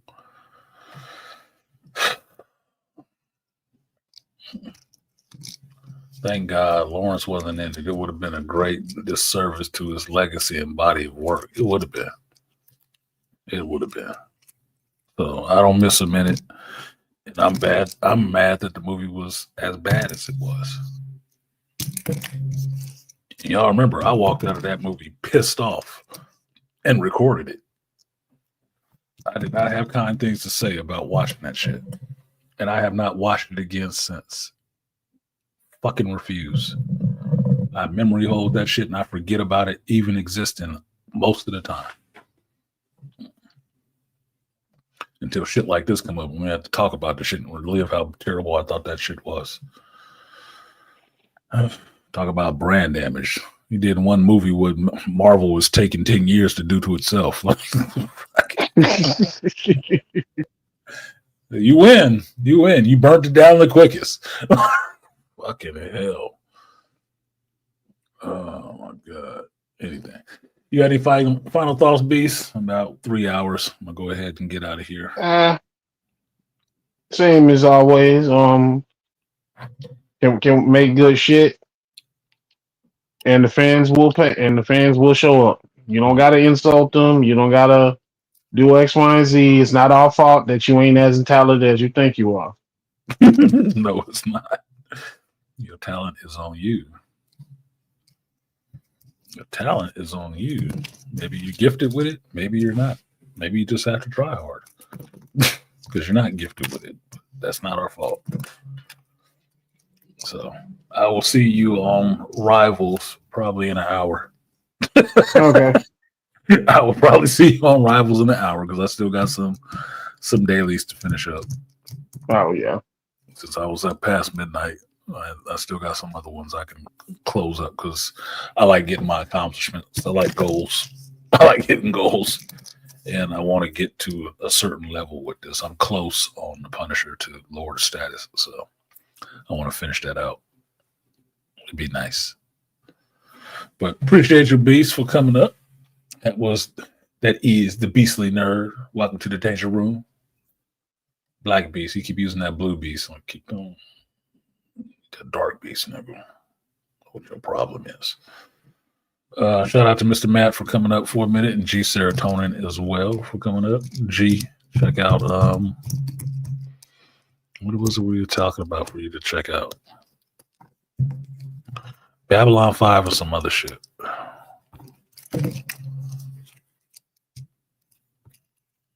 An older movie. Either way. Charles Faulkner said, Brightness, I challenge you to Street Fighter 6, Tekken 8, and Madden. I don't have Street Fighter 6 or Tekken 8 or Madden. I don't. So it's not much of a challenge, sir. I don't even own those games. I'm playing a Division 2, Rivals, and Gran Turismo 7. Those are my go-tos. And Pokemon Go. Future Fight. Magic the Gathering. I don't spend a lot of time on tournament fighters nowadays. I just don't. Because button mashing, in some ways, is not a lot of skill to me. This is. So I don't get into that. He's like, damn. Yeah, it is what it is, Dawkins. It is what it is, bro. I almost bought a wrestling game because it was on sale on PlayStation 5. They had that new, what was it, WWE 2025, and I haven't played a wrestling game in so long. Not because I want to play Roman Reigns. I don't. I just thought it'd be fun to play a modern wrestling game and see what's in the games and stuff like that now. And they on sale price was $45. I was like, fuck you. Nope, that's not a sale, goddammit. That's not a sale. A sale is $13. $45 is the regular price the shit probably should cost. Just saying.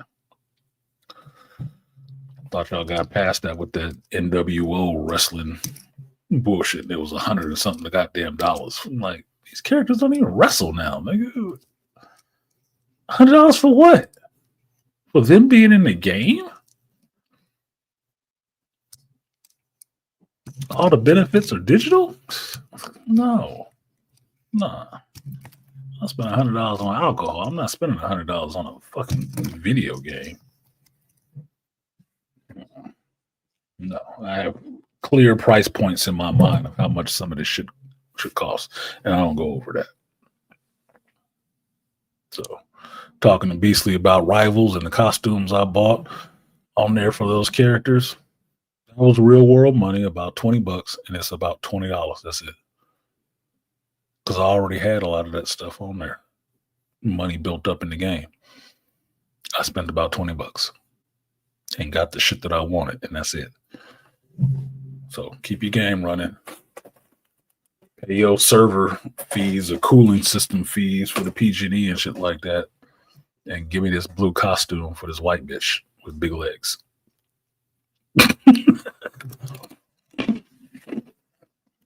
Other than that, and I justify that because the game was free to download and play. So I never paid anything for the game. I only paid for the costume. So, sorry, if I had Madden, I'd play you in some Madden, but you play that shit way too much for you to be trying to challenge me to play some shit that you feel overly confident in. Play something that neither one of us play. Cribbage or some shit. Yeah, that'd be a challenge. But anyway, I'm going to go ahead and get out of here. I apologize to you guys again for showing up late. Waking up at 8 a.m. on a Sunday is hard. Or before 8 a.m. on a Sunday is hard.